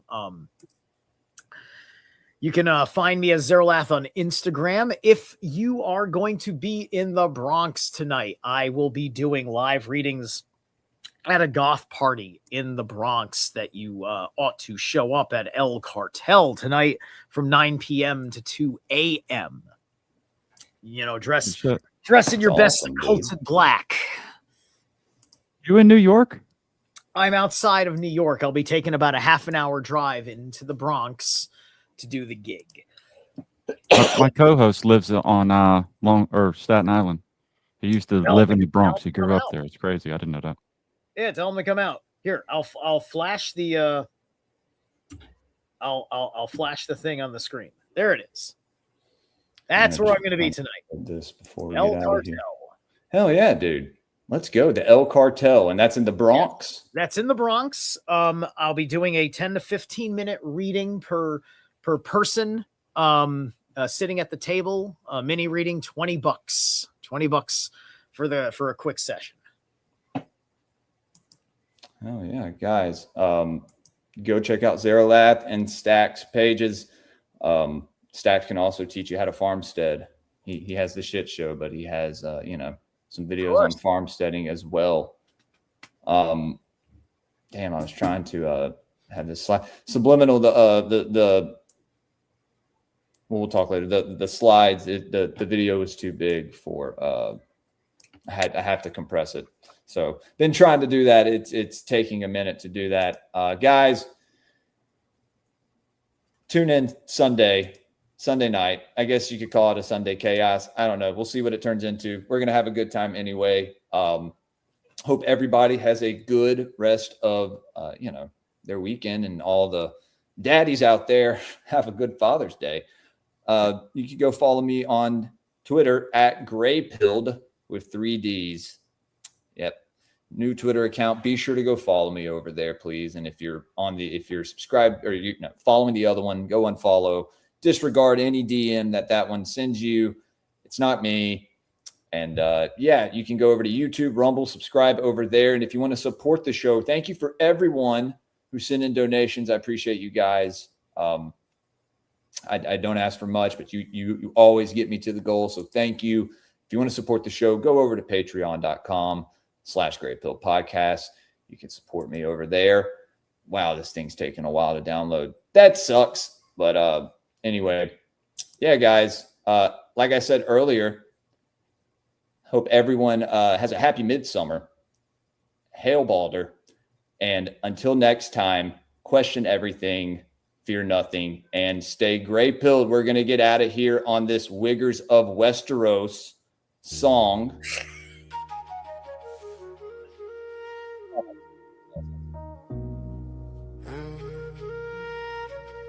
We don't play a lot of rap on this show. Then shadowed halls where rose and cross once stood tall, a deeper unless we make it, right? All right, guys. Till next time. Stay grateful. They burn the green man sacred sap, got lit, flipped the script, exhaled the twist. Wizards taught the ancient sigils, mystical visuals under cypress glow. Grail nights past the iron relics, stomping southern souls, so flights no man knows. Mississippi mystics spitting hoodoo voodoo in the humid haunted haze. Gods of the morning wood stood tall where wild brutes is maze. Hides the ancient sage. By day they in the parlor buzzing. Needles humming heavy alchemist spells. Turning virgin skin to living grimoires where every single line swells with prophetic tales. Crosses drip with liquid fire. Yeah. Dragon spitting glyphs ignite under black sunlight. Ink gun alchemists raising wooden gods back in the verdant, breathing vines of life.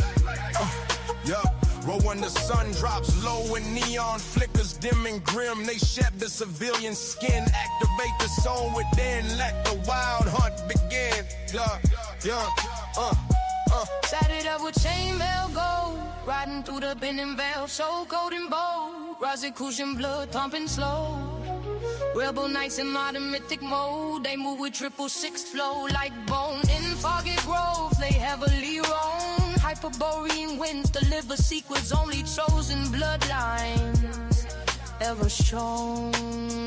From the muddy streets of Mississippi to the ancient sheets of Thessaly, they ride and rule both realms, supreme mystic rod, effortlessly. Yeah, they burn the green man sap at the visions, take heavy, thick, and true. Ain't the covenant permanent spirit locked in deep, forever rooted steady, never bleeds through. From Mississippi mud to the frozen golden star, the know it one's God safe in halls as eternal mystic art.